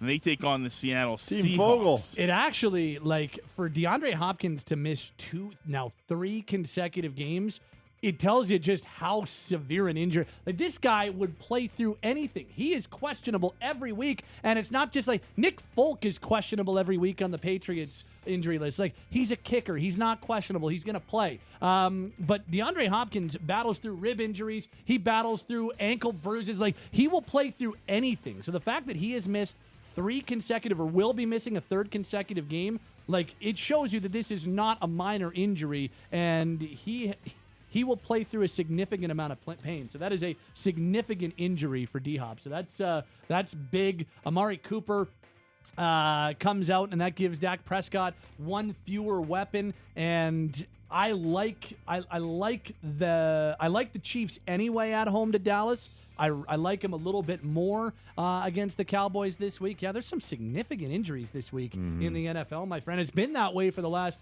2 or 3 weeks now. Yeah, which is too bad. You don't like to see star players missing games like they have been the last little while here, and hopefully DeAndre Hopkins gets back. The interesting thing to keep an eye on there is also Kyler Murray, a game time decision, and probably wouldn't be in other weeks, but Arizona's bye week is week 12, and so maybe he doesn't play, and then they see him back after the bye week. We'll wait and see on Kyler Murray. Did return to practice, which is good news there, but that's probably a main reason too, Pat, to your point about Hopkins missing that game. Bye week around the corner, no question. There's a better opportunity for him to come back after their bye week in week 13.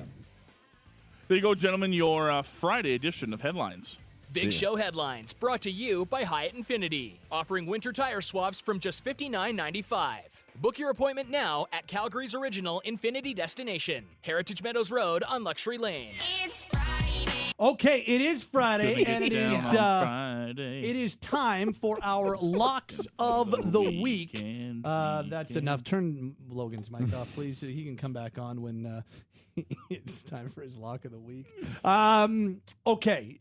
0-4 is it's time for Will to feed us his lock of the week. 0-4 is how poorly we did last week. Not one of us came close on our locks of the week. We all missed by 20-plus points. It was awful. a weird week, though. It was a weird week, but we were awful. Riley is the only guy above 500 on our locks of the week, so we're going to go Riley first for the Week 11 edition of the Big Show Locks. Which way we going, Riles?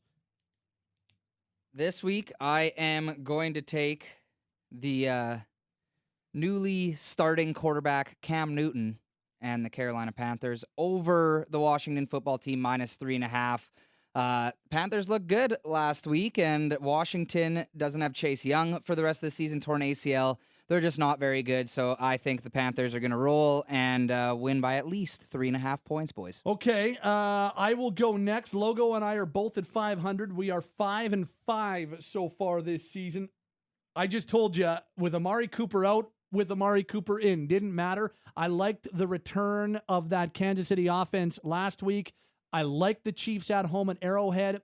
I think Dallas is a good team, but I do think they're a little inflated when you take a look at their record. You take Cooper out and you put the Cowboys on the road against the Chiefs team that I still think has elite ability. I'm going to take Kansas City -2.5 at Arrowhead over Dallas. Logo, which way are you going also at 5-5?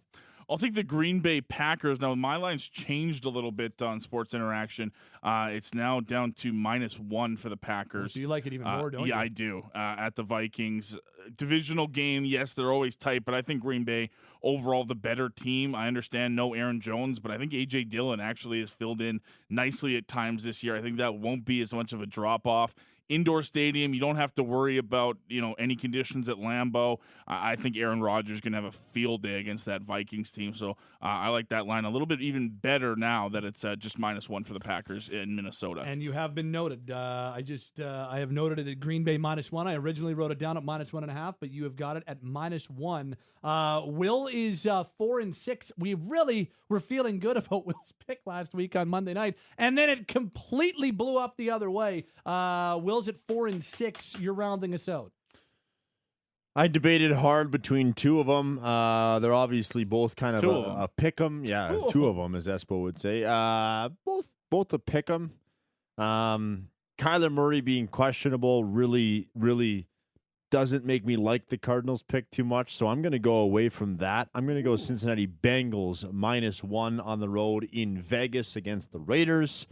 The Raiders have not looked like a good football team or the same team we saw early in the year the last 2 weeks. The Bengals off their bye, yes, on the road, but I do like Cincy in this spot here.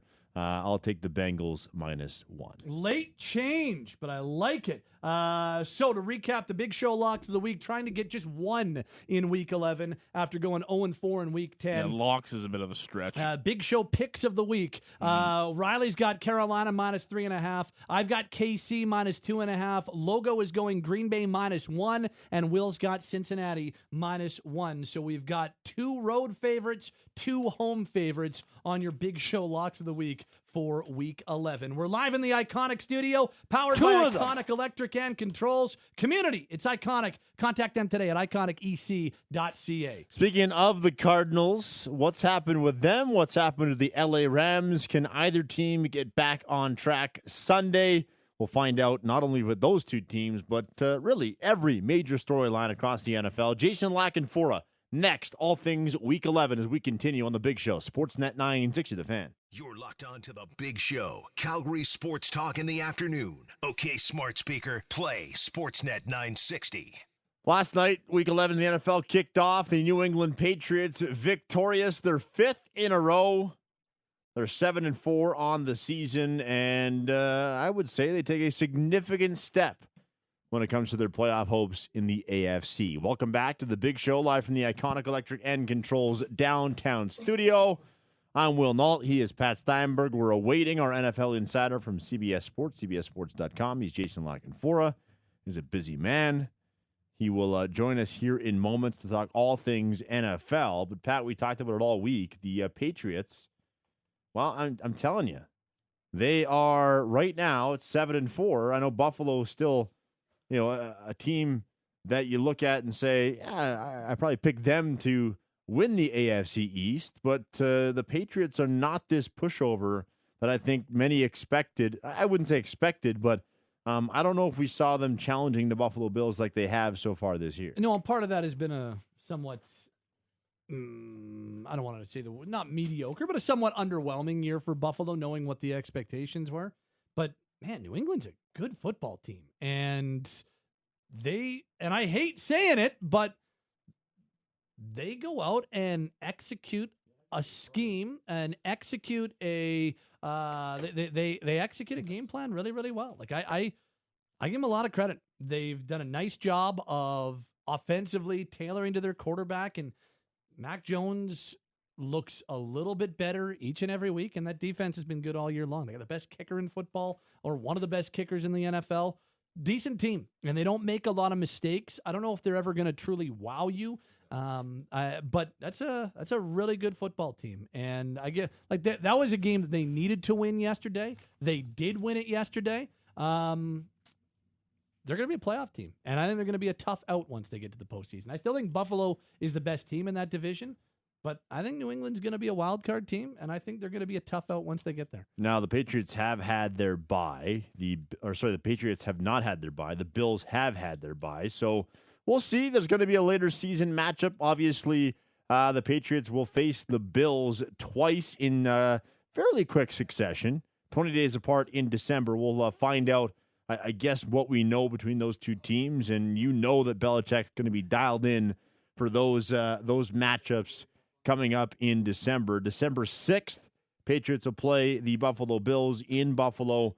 and the 26th, a Boxing Day matchup in Foxborough, but a big win for the New England Patriots last night. And we have located our NFL insider, so let's talk some football with Jason Lockenfora. Sportsnet 960 NFL insider Jason Lockenfora. Brought to you by McLeod Trail Midas. Skip the dealer and get your car winter ready with Midas. Need your snow tires put on? Winter tune-up? Book your full service appointment today at McLeodTrailMidas.com.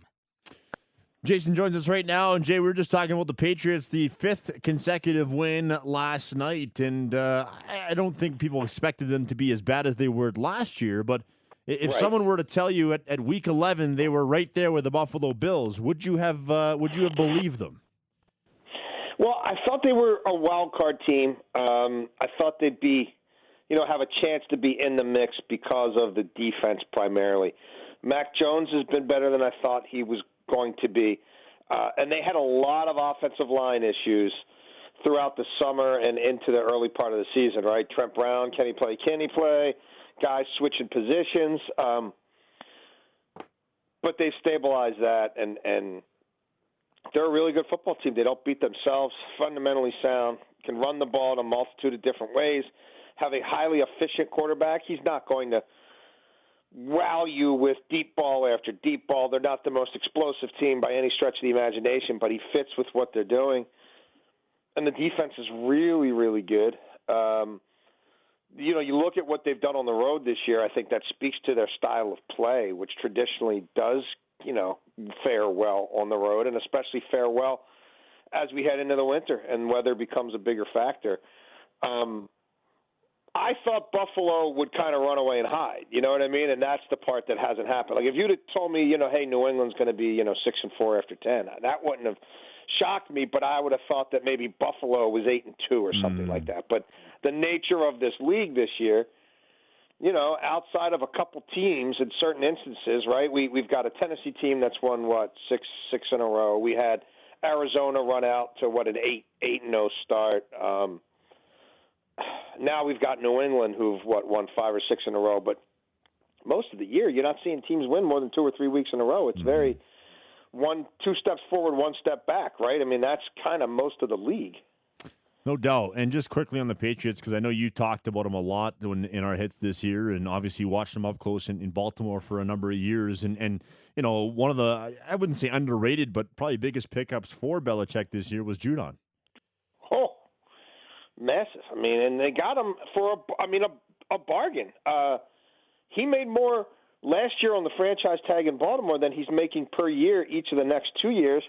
There's 2 guaranteed years on that contract, so it's effectively, a 2-year, $32 million contract. He made $16.8 million for 1 year last year. It didn't make any sense to me why the Ravens didn't bring him back. Had they matched New England's offer, he wouldn't have left. They decided they wanted to spend their money elsewhere. He'd be on a very short list for me of defensive MVP candidates, and it's not just the sacks. It's his ability to cover people, to cover a multitude of different people, the way he sets the edge and dominates in the run game, tackles for loss in the run game, leadership qualities, and now he's getting to the quarterback at a rate at which he's never done before. Complete football player. And look at the Patriots defense this year compared to last year with him. And look at the Ravens defense this year compared to last year without him. Crazy. The defense, as you mentioned, has been their strong suit. It is what carries the team, and certainly, Mac Jones has been better, but it is all about the defense in New England, allowing essentially nothing almost every game here. And the one guy we keep hearing, and we're not quite at the coaching rumor mill here, but you expecting to hear Mayo's name in terms of coaching candidacies or vacancies this offseason? I would think he at least starts to interview and be a part of the cycle. Incredibly well thought of, was a heck of a football player himself, and coaching linebackers now for Bill Belichick. Yes, I think he is certainly on that trajectory, whether it happens this year or next year. And I also think Josh McDaniels, people can hate on him for a lot of different reasons, and I get all that. But he's doing exactly what owners want to see. That's not the first quarterback taken, right? That was, the fifth, fourth, whatever. And, it was still pretty high. But for them to be getting what they're getting out of that kid, I just think it bodes real. And then you've got, he's got previous head coaching experience. He's dealt with superstars like Brady. Now he's, look, he developed Garoppolo. I mean, he went somewhere else and made a whole lot of money based on the way he was developed in New England. And, there's a lot of guys still kicking around this league who came through there and worked with him for some period of time. I think Josh McDaniels is somebody who, if this keeps up, is going to have opportunities.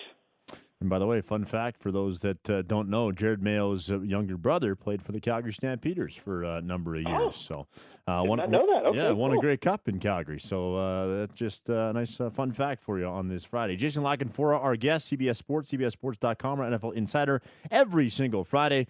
Jay, I'm sure you've gotten this question a lot the last little while. As we shift to the NFC and the NFC West, what's gone on with the LA Rams here the last couple of weeks?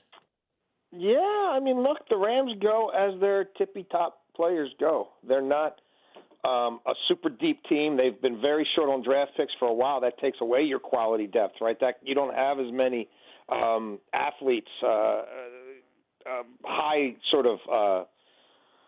high ability athletes with your twos and your threes, and you're looking at 4th, 5th, 6th round picks being guys who are developing and next man up.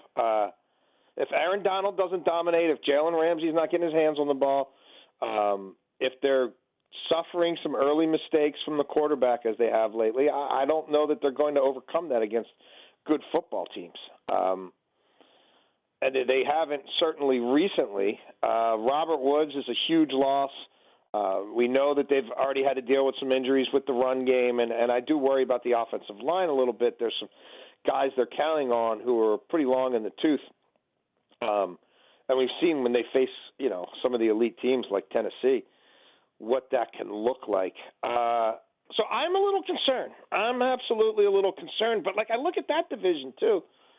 And, coming into the year, a lot of people say, AFC North and NFC West. Well, I guess. The Cardinals have a lot of wins, but not so much lately. And, this Kyler Murray thing is something to keep an eye on. He's going to try to play this week, but that's something that could be easily aggravated. And their run defense has gone completely down the tubes since J.J. Watt got hurt. Seattle doesn't really have a defense. They can't, Carson's out for the year. Russell's coming back from a significant injury. They've got their limitations. San Francisco showed up last week, but where's that been all year? So now you look at that whole division and you say, is it real? Who's for real? Who's going to go into January and win 4 straight games against good teams? I don't know, man. I think they all certainly have some warts, and I think they're all, to some degree or another, being exposed. It's funny you mentioned Murray. I was going to go there next. With their bye around the corner, you wonder how much they force this thing, huh? Yeah. Yeah, it really will be a game-time decision. The last 2 weeks, he wasn't playing. It was just about getting him to a point where they could actually practice him a couple days in a row, even if it's limited, and then see what it's like on game day. And that's where they are now. They've got to be smart about this. Colt McCoy's pretty beat up too, though, so that, further kind of clouds things. But my hunch is he ends up going, but yes, they have to be careful. And with that bye on the other side of it and a few more weeks of extended rest, could that end up being the smartest thing possible for them as a football team? We'll see. They'll see what he looks like on Sunday. But I am starting to worry about that defense. I can tell you that much. And I don't know whenever he comes back this week or the week after the bye, I don't know that he's going to have some of the creature comforts he had before because, a lot of the sacks are slowing down a little bit there without Watt, and the run defense is a lot worse. I think there's going to be more pressure on that offense to score because the other team's scoring too now. I know they're not in the playoff conversation. They've lost 4 in a row. I think we all know that there's a better chance than not that Nagy's out the door at the end of the year. But I wanted to ask you about the Bears. They lose Khalil Mack for the year. And on the other side, it's been a conversation. I wonder if in your neck of the woods it has been as well, or in your circles. Jay, are you noticing Justin Fields more confident, more comfortable with every start here? Is that something you're seeing as well?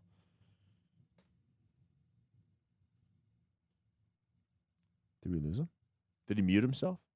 He's still there. We'll hang up and recircle. I thought maybe he was flabbergasted. I asked him about Justin Fields. He hung up. He was mad. He was really Like, contemplating. really? Are you going to go here? Are we going to go here? Really? Jason Lackenfora joins us every single Friday, and the connection was crystal clear. So I do wonder if something had just happened on his end in terms of hitting a mute or something. But we'll try to get him back. Chicago Bears this weekend in action at home to the Baltimore Ravens, a team that obviously Jay has witnessed and watched closely all year long. We'll get to his locks of the week as well and his bets coming up a little bit later. But it looks like we've got Lackenfora back with us as we're going to try and get him back on the air here with us. And there he is. We're back up to speed with Jason Lackenfora. I don't know what happened there, but no, I'm with you. I just thought maybe you're so offended that I asked about Fields. You're like, you know what? I'm hanging up. I'm with you. I'm with you. And I'm on a landline here, so I don't know. It's like I dropped my cell signal, but I don't know. No, I am impressed by the week. And look, it's not the greatest group around him, and it's not the greatest coaching staff in the world. But this kid has a lot of talent. He's got a strong arm. He's been very accurate throwing high percentage passes outside the numbers. We know when it breaks down, he can scramble, and he's averaging over 7 yards a carry for the past 4 starts. He's also pushing the ball downfield more. He's averaged 10 air yards or more per attempt in 3 of his last 4 starts. Now, look, Allen Robinson's doubtful. He's not playing. I mean, they don't have a whole lot of guys. They're counting on Mooney and not a robust cast of characters. Jimmy Graham's at the end. Cole Kmet is starting to come into his own a little bit, but still, I think this kid's a playmaker. He's much more confident and comfortable than he was with. Look, they didn't handle this thing well with him and Dalton. They robbed him of a lot of snaps he should have got in the off season and during the early part of the season. They went to him by default and under duress. But part of me wonders if he does end up saving people's jobs anyway, because I think he really is good. And has a chance to be special. And I love what he did against the Steelers last week. And I think he'll create some problems for the Ravens. I do. And maybe that offensive line is settling down just a little bit. Jason Peters has really helped them. So, yeah, I am absolutely buying Justin Fields, and I think he's going to be an interesting player in the second half of the year, and we'll have to see what that means for Nagy. Kansas City Chiefs, it has not been the year that I think they thought it was going to be. They've had some struggles at 6-4. They're at home to the Dallas Cowboys on Sunday. The Cowboys, after a weird week 2 weeks ago, bounced back with a thrashing of the lowly Falcons this past Sunday. What are you seeing at Arrowhead on Sunday in that game? I kind of feel like I'm not going to say the Chiefs are back like to being what they were, but I think they have a path now to win that division, and it's there for them. And I like the adjustments they've made in terms of running the ball, taking what's there, not forcing things as much as they were. If teams are going to defend us a certain way, so be it. We'll play smart football. We'll run on those zones. We'll just swing things out underneath. And, the defense has been better the last little while here. So Dallas is without some key guys on defense, and, they've got some injuries to the offensive line a little bit too. It should be a heck of an entertaining football game. I could see it being super high scoring. I could also see it being a lot less so because, again, there's some people on both defenses who are playing well right now, and I just wonder if these teams run the ball a little more than some might think that they will.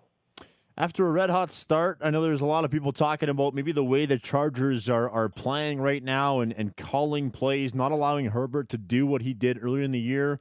What's your read on what's happening with the L.A. Chargers? I don't think they're a very good football team right now. The defense is not good at all. Now they've got guys like Tillery and Bosa dealing with COVID situations, and I don't really like the way they were using Bosa anyway. It seems like he's in coverage a lot. They're getting a little too cute with that rather than just let him put his hand in the ground and rush the quarterback. Major deficiencies stopping the run. And the offense has certainly slowed down from its early pace, and teams are realizing if you can blitz Justin Herbert and rattle him some now. look, I still think he's a hell of a talent, but that's a really kind of off-kilter team right now, and I don't know quite what to make of them. And it's a young coaching staff, too, and those guys got a lot of accolades early, but there's some questions being asked of them now, and I think they'll be fine long-term. But they're in a little bit of a crisis point. The good news for them is this Steelers team is, geez, a whiz, it's no Watt and no Fitzpatrick, and Stephon Tuitt's still out, and Ben might play, might not, but he hasn't practiced it forever either way. And, is he going to get on a private plane on Sunday morning to fly out there in time for the game if he's not cleared by Saturday afternoon when they take off? That's a lot. So we'll see. I kind of feel like the Chargers might be catching the Steelers at the right time here. Just a quick thought on Cam Newton starting for the Panthers on Sunday against his old coach and the Washington football team. Look, I think the Panthers have become a much more interesting, vibrant, exciting team than they were, 8 days ago. This guy brings energy. He brings some verve. He brings physicality.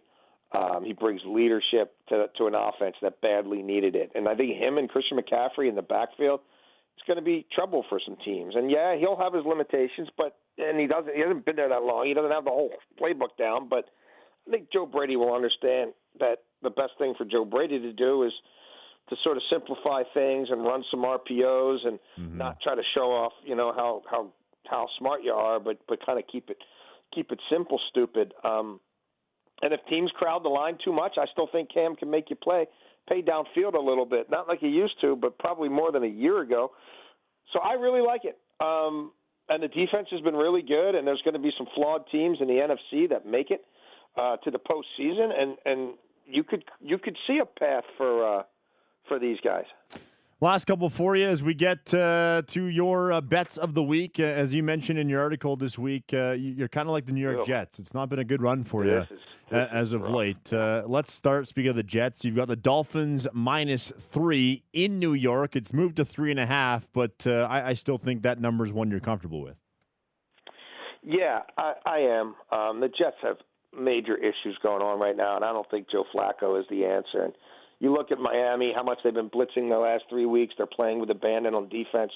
They're getting a lot of pressure on the quarterback. I mean, what they did to Lamar Jackson, who's as mobile as you can get. And I'm not saying they'll throw the exact same game plan at Joe Flacco, but there'll be some of it. And I don't know that he's going to have the answers. And that's not a great offensive line with the Jets. And the Jets are hemorrhaging points right now. I think Tua's probably feeling about as confident as he has in a long time. Miami's coming off some extended rest from the Thursday night game.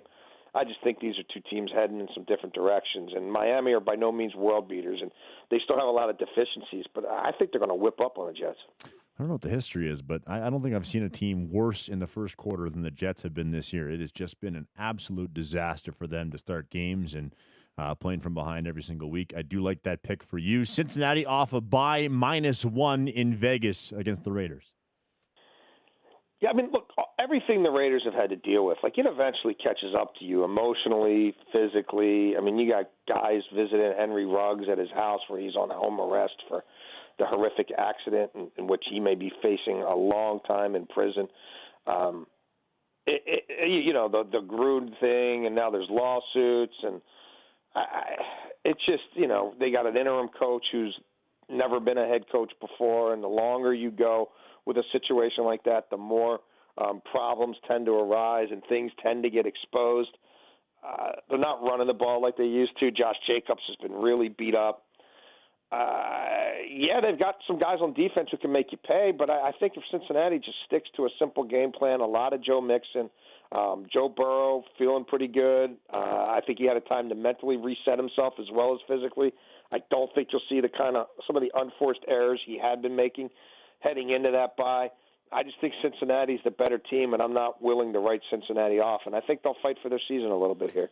And finally, NFC North, you've got the Vikings +1 against the Green Bay Packers. Yeah, I like Minnesota here. I think they can win this game outright. Aaron Rodgers hasn't practiced much lately. Now he's got, a foot thing to go with coming back from COVID. I think losing Aaron Jones is a big deal and will affect them on early downs, and especially in early downs in the pass game as well. Their injury report doesn't look great. Still banged up on the offensive line. I think Minnesota's a conservative team by nature, and I think they'll make Aaron Rodgers earn it by zoning him up and trying to force him to matriculate the ball down the field. And I think also offensively, they Cousins doesn't really turn the ball over. They're pretty fundamentally sound in that regard, and they're one of the best first quarter offenses in the NFL, maybe the best. I know last time I checked, Cousins had the best passer rating in the league in the first quarter. I can see them at home.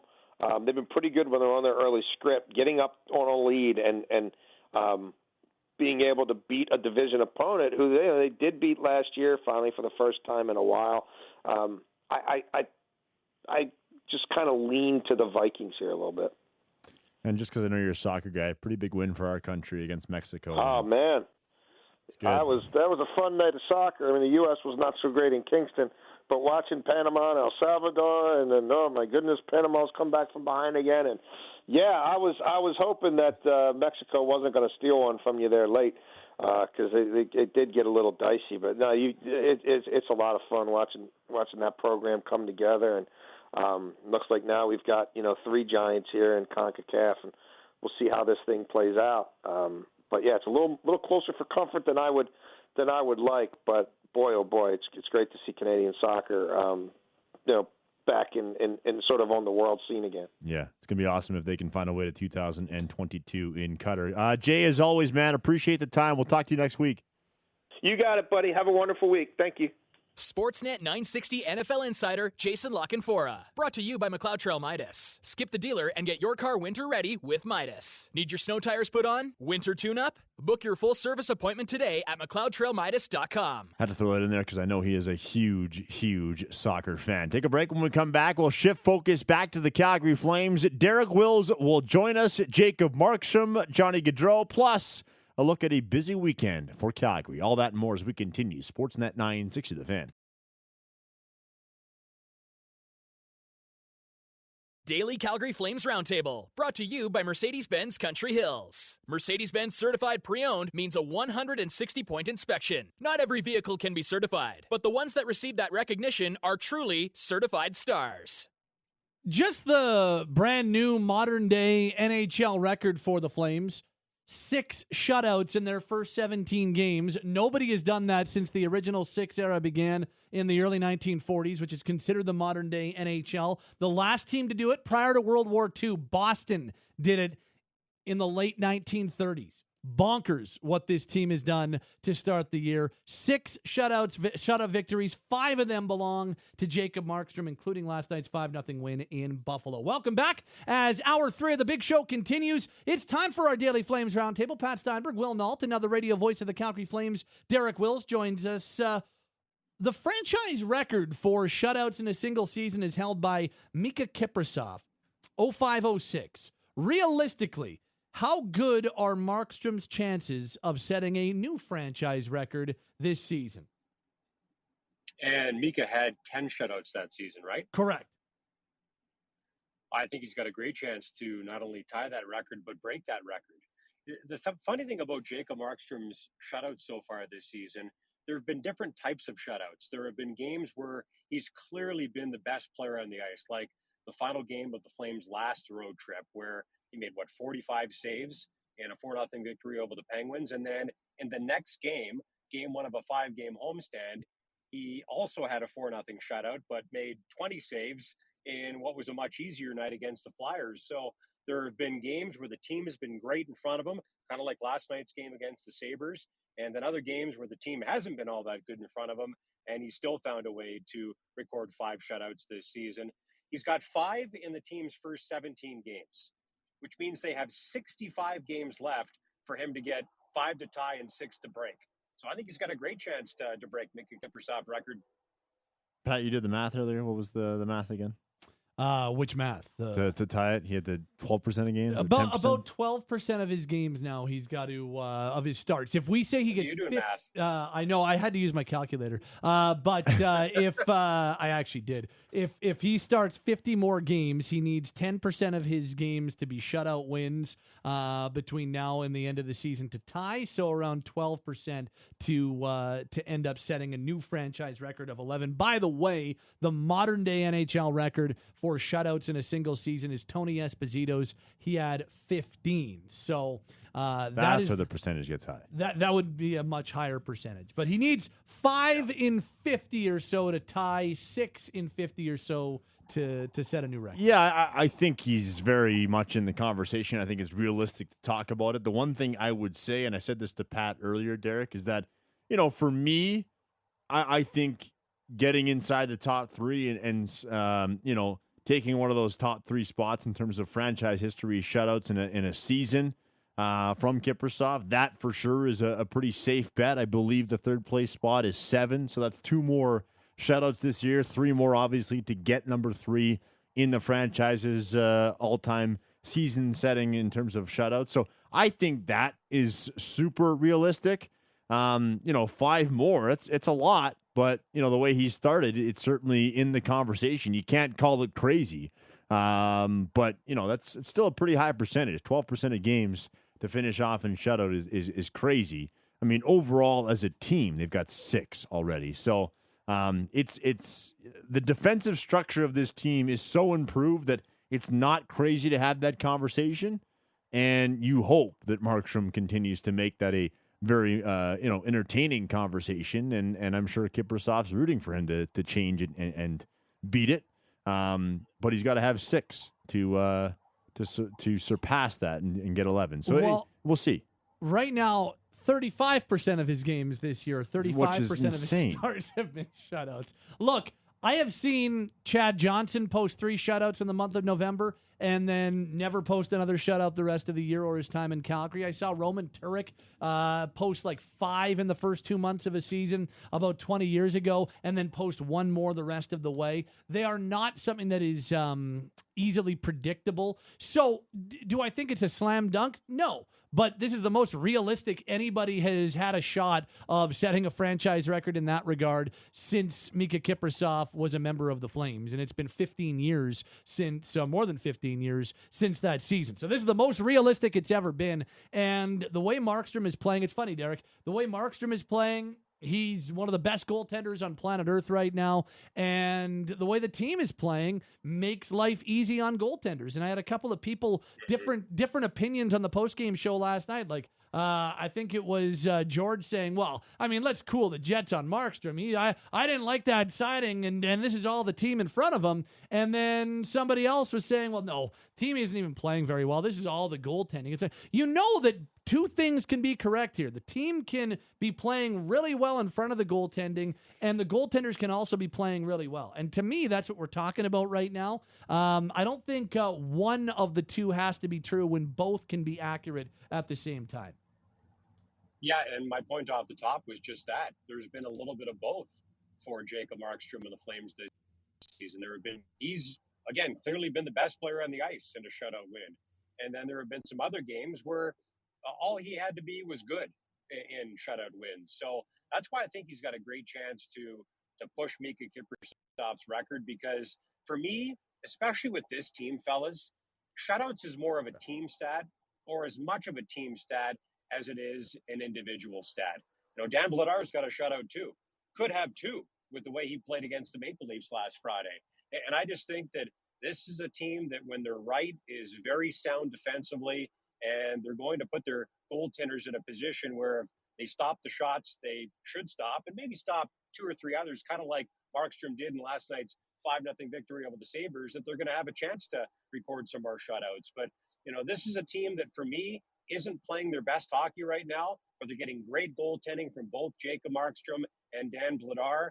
And when they play a lesser opponent like they did against the Sabres or against the Senators, and are clearly the better of the 2 teams, they don't necessarily even have to have their A game to get a shutout. So I think they're going to get pushed pretty hard this weekend by 2 pretty good teams in the Islanders and the Bruins. And whatever goaltenders between the pipes for those games is probably going to have to be a lot better than Jacob Markstrom was in a shutout win against the Sabres last night. But hey, with the way the team can play and has for the most part defensively this season, and with the two goaltenders they've got, I think the Flames could get a bunch more shutouts before all is said and done this season. He's Derek Wills. He's Will Nault. My name is Pat Steinberg. This is your Friday edition of the Daily Flames Roundtable.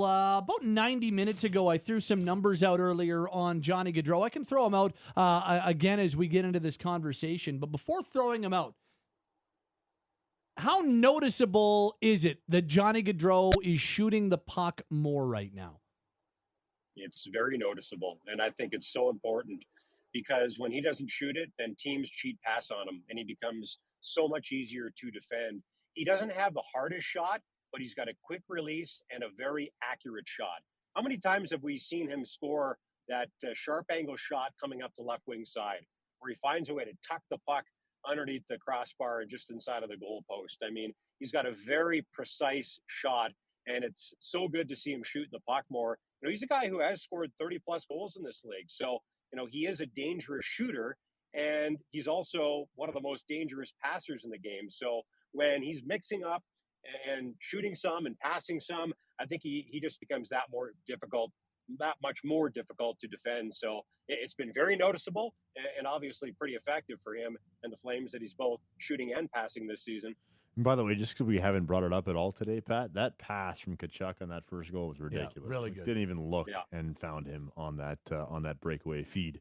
No, and to Derek's point, I think it's been years past that, you know, Johnny Gaudreau would be, you know, players and defenders would be backing off him, essentially daring him to shoot, and he wouldn't do it.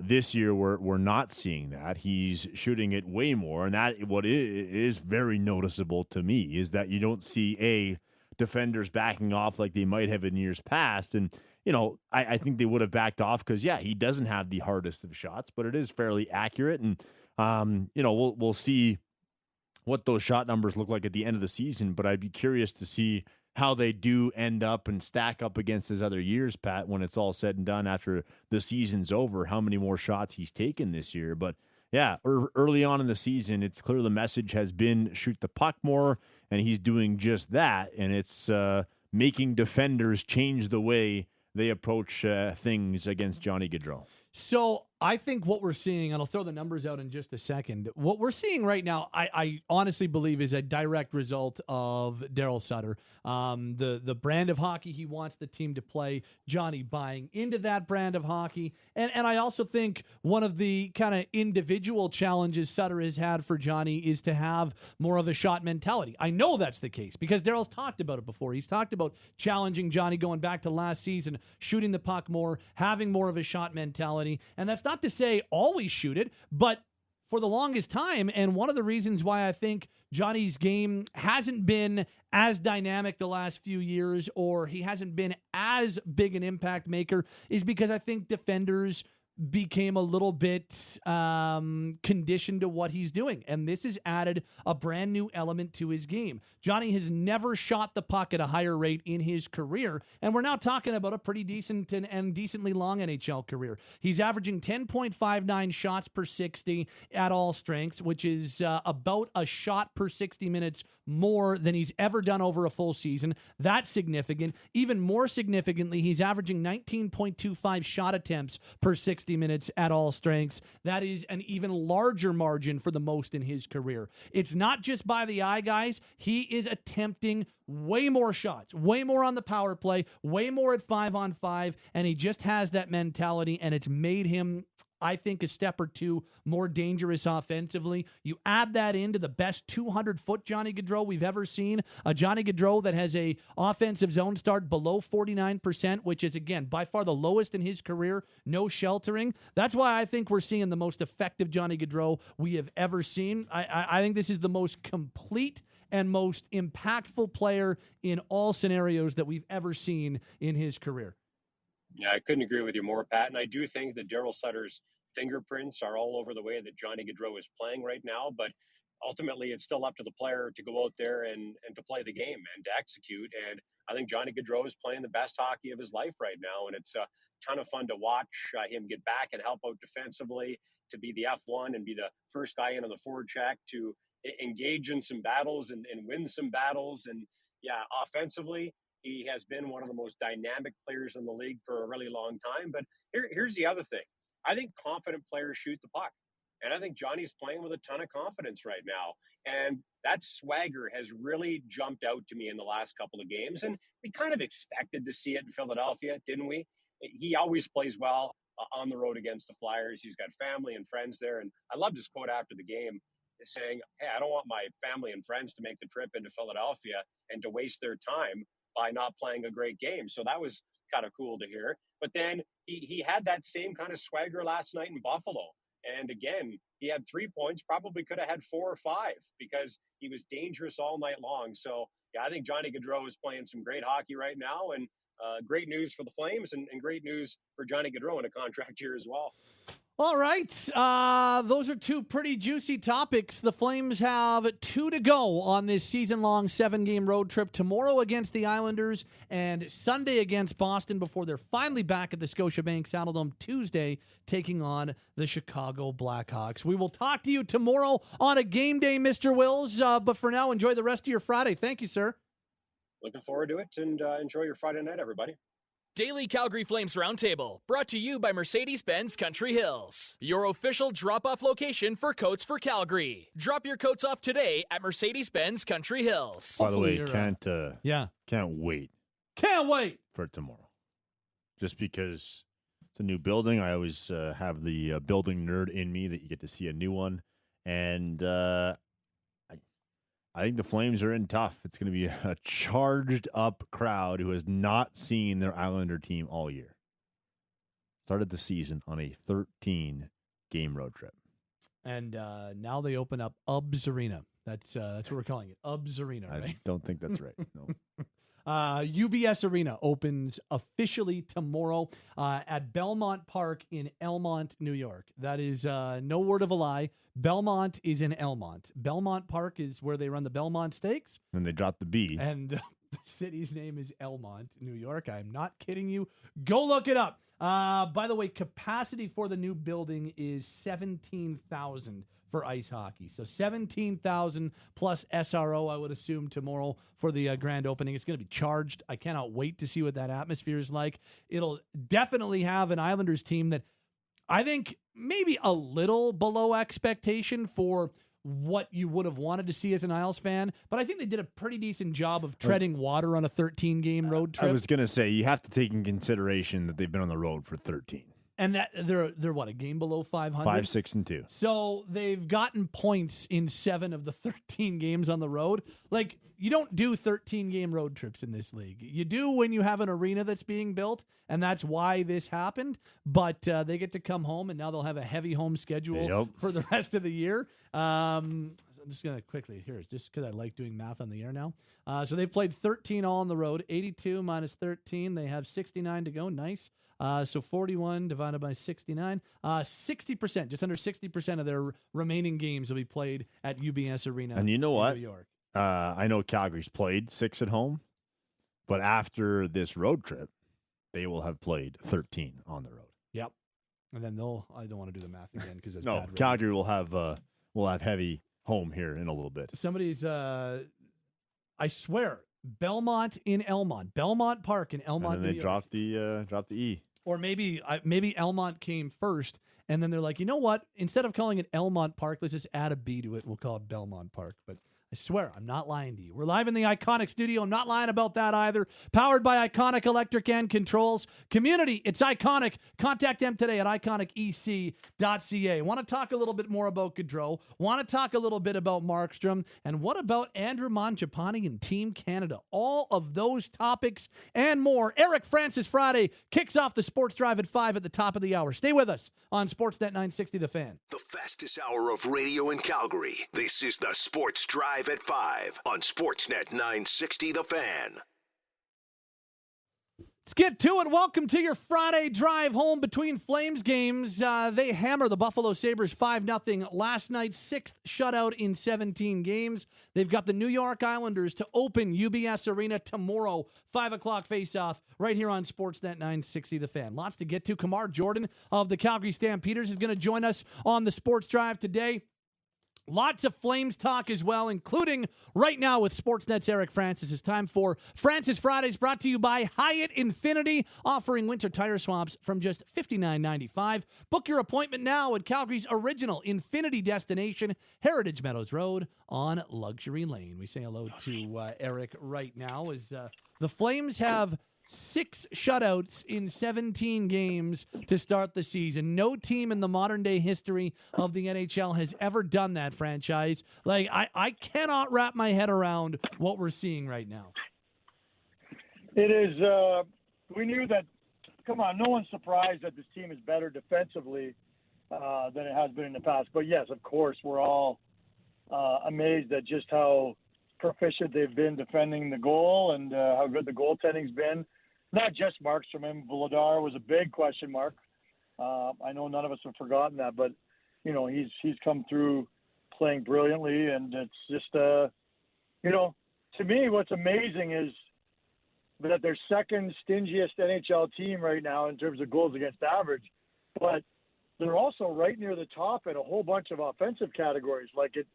That's very rare when you have a team that's at both ends of the spectrum. And yes, most of the offense is coming from the top line, but at the end of the day, they're still out shooting most opponents. They're amongst league leaders in shots on goal and out shooting opponents and out chancing opponents. I mean, I think the bottom line is if we would have said they're the second stingiest team in the NHL, we would have said, wow, that's probably some pretty boring hockey.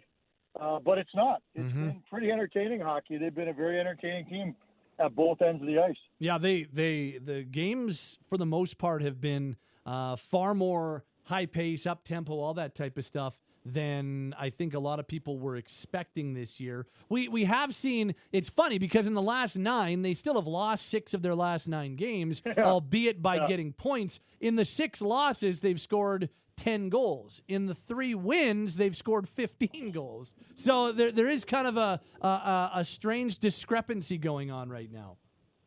Yeah, it's kind of feast or famine with the offense, and it's always amazing when Daryl Sutter sits at the podium and talks about how the team doesn't have the scoring power that most teams in the league have, and I disagree with him. Yeah, I agree that they don't have maybe the high end, the superstars, but the way Johnny Gaudreau is playing right now, and quite frankly, that entire top line, they're stars. I mean, they may not be superstars, but they're stars. I mean, I think all 3 of them are top. Well, I know Gaudreau and Lindholm are both in the top 20, I think, in scoring. Gaudreau's 7th. Kachuk's not too far behind them.